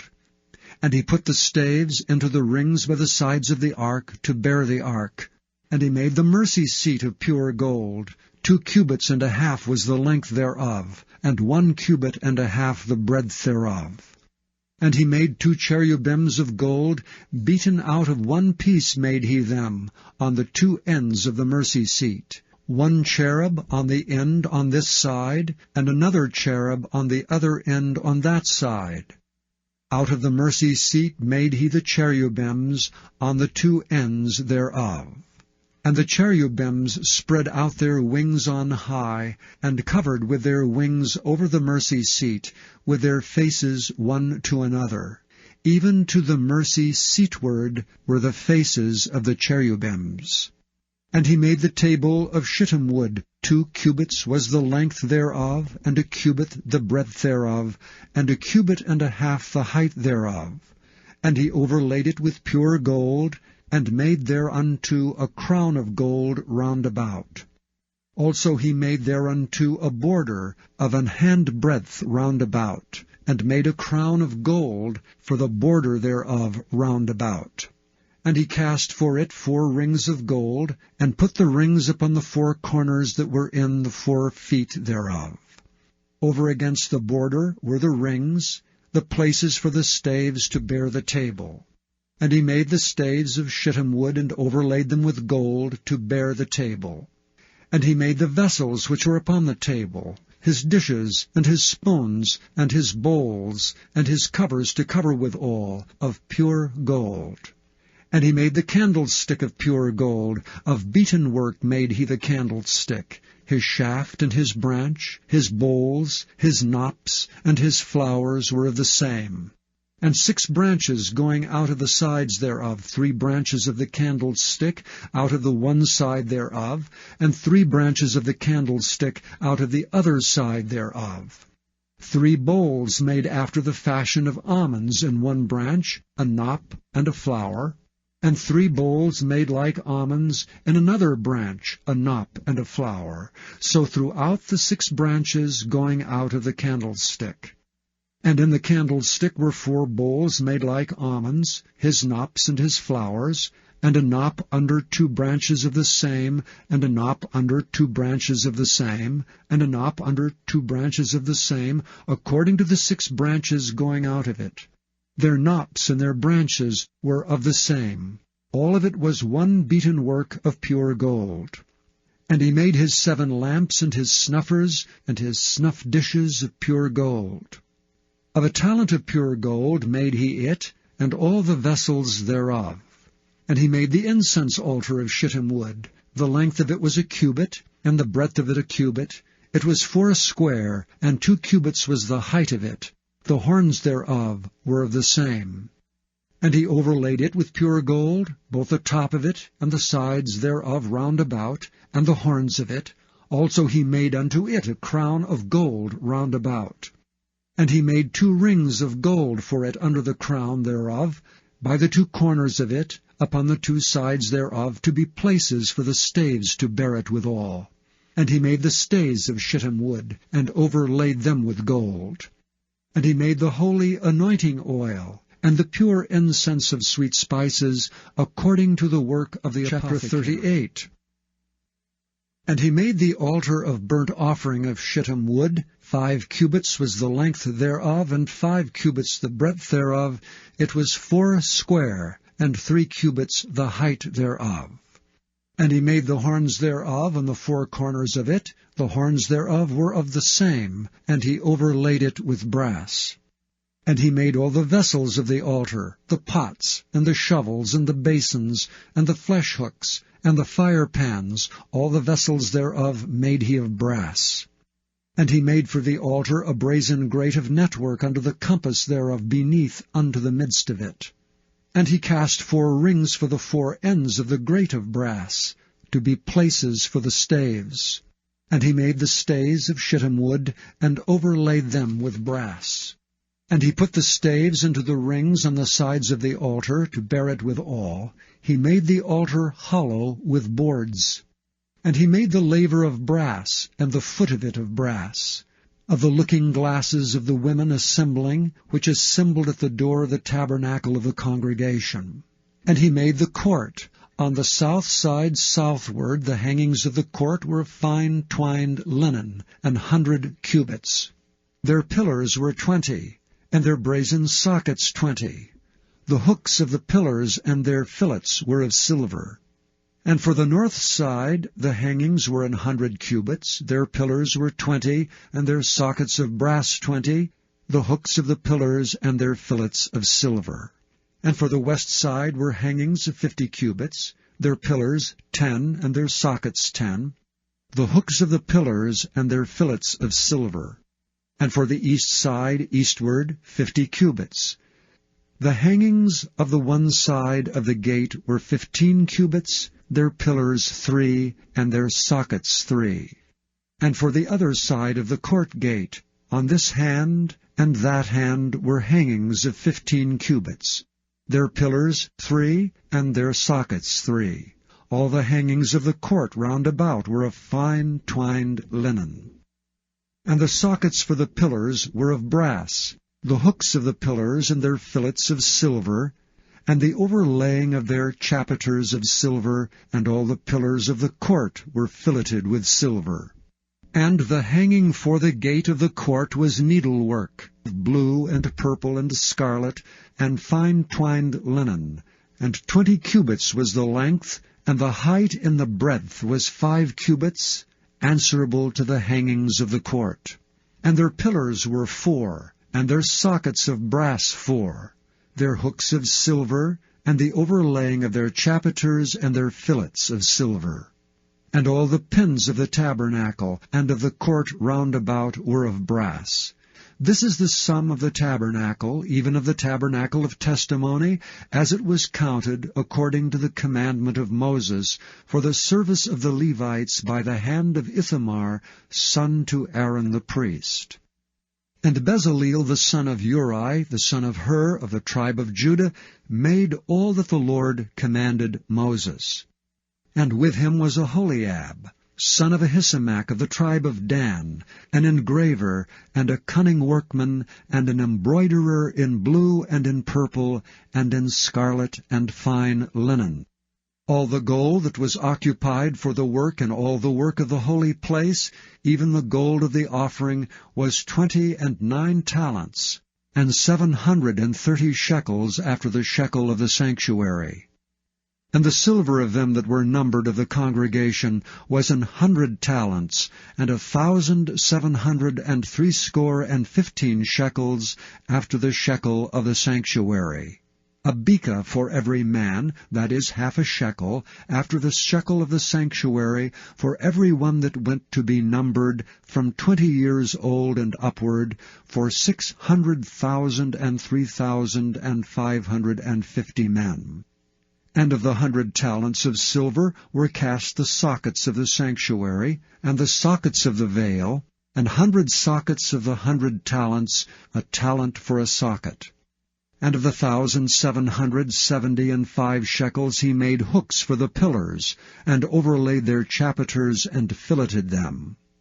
And the brass of the offering was 70 talents, and 2,400 shekels.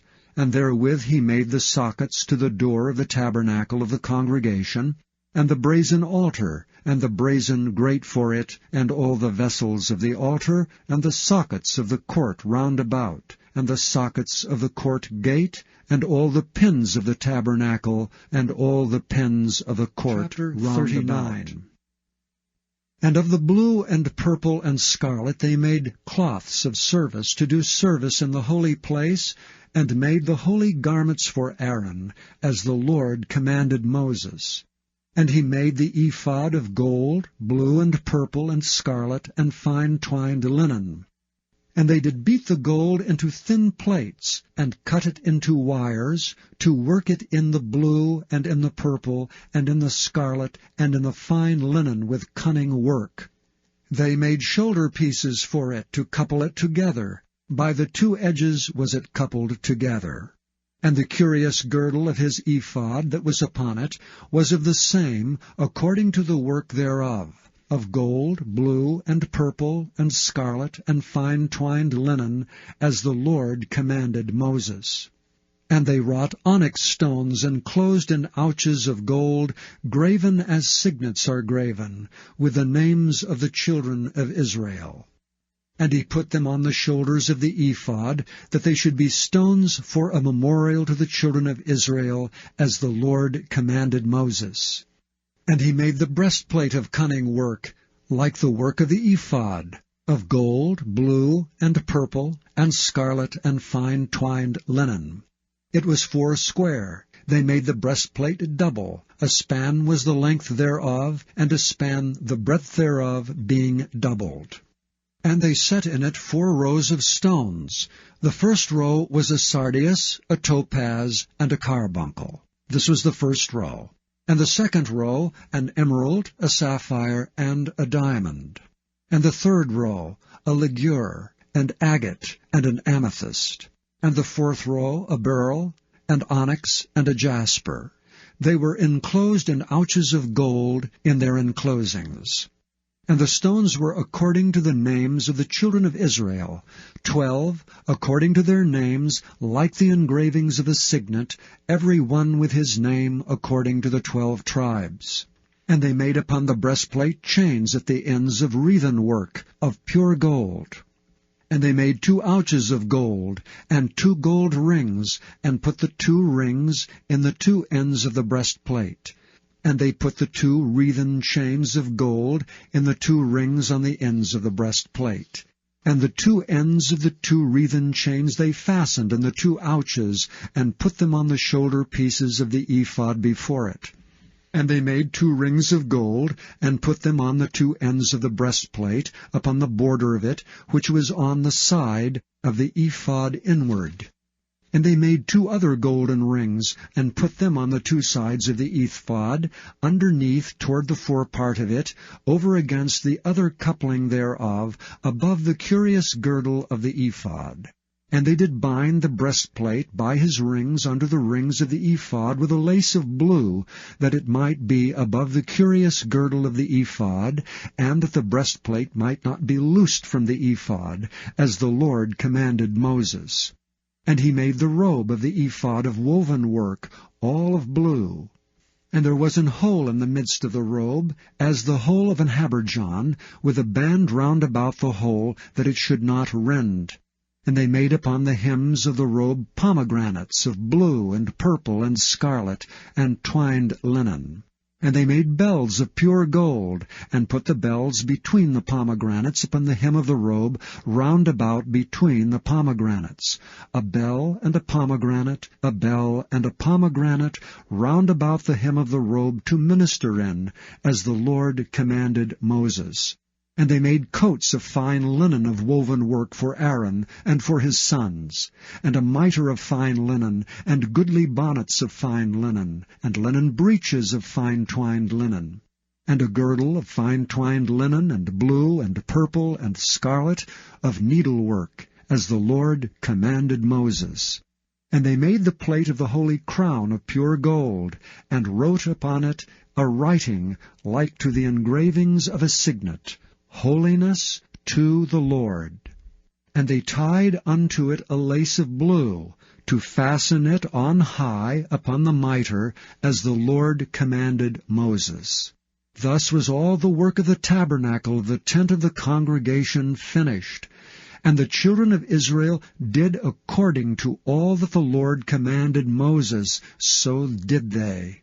And they brought the tabernacle unto Moses, the tent and all his furniture, his taches, his boards, his bars, and his pillars, and his sockets, and the covering of rams' skins dyed red, and the covering of badgers' skins, and the veil of the covering, the ark of the testimony, and the staves thereof, and the mercy seat, the table, and all the vessels thereof, and the showbread, the pure candlestick, with the lamps thereof, even with the lamps to be set in order, and all the vessels thereof, and the oil for light, and the golden altar, and the anointing oil, and the sweet incense, and the hanging for the tabernacle door, and the brazen altar, and his grate of brass, his staves, and all his vessels, the laver and his foot, the hangings of the court, his pillars, and his sockets, and the hanging for the court gate, his cords and his pins, and all the vessels of the service of the tabernacle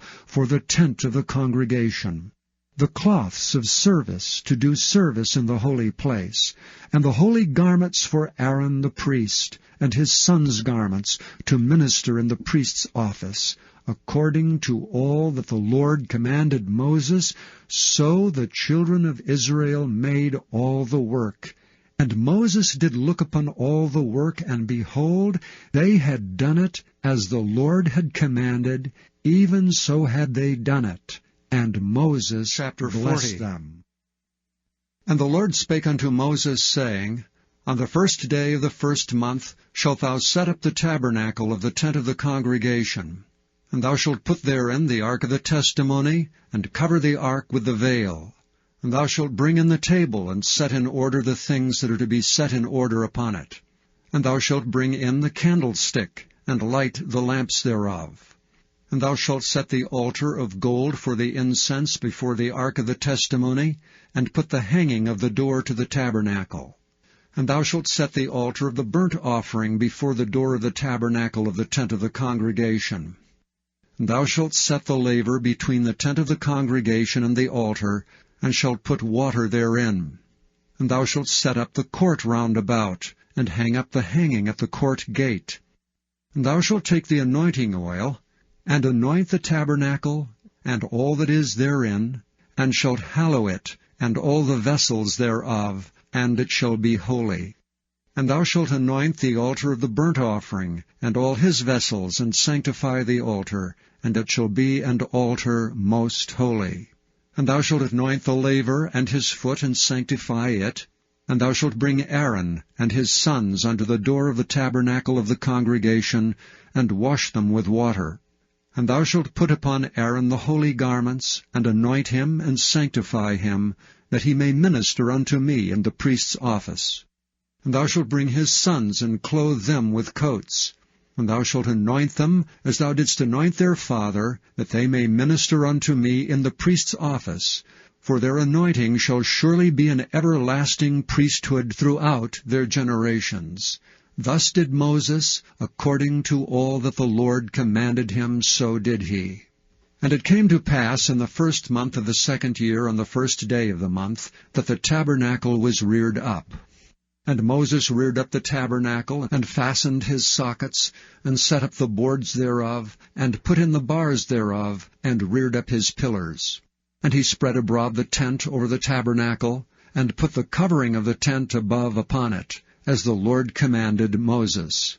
And he took and put the testimony into the ark, and set the staves on the ark, and put the mercy seat above upon the ark.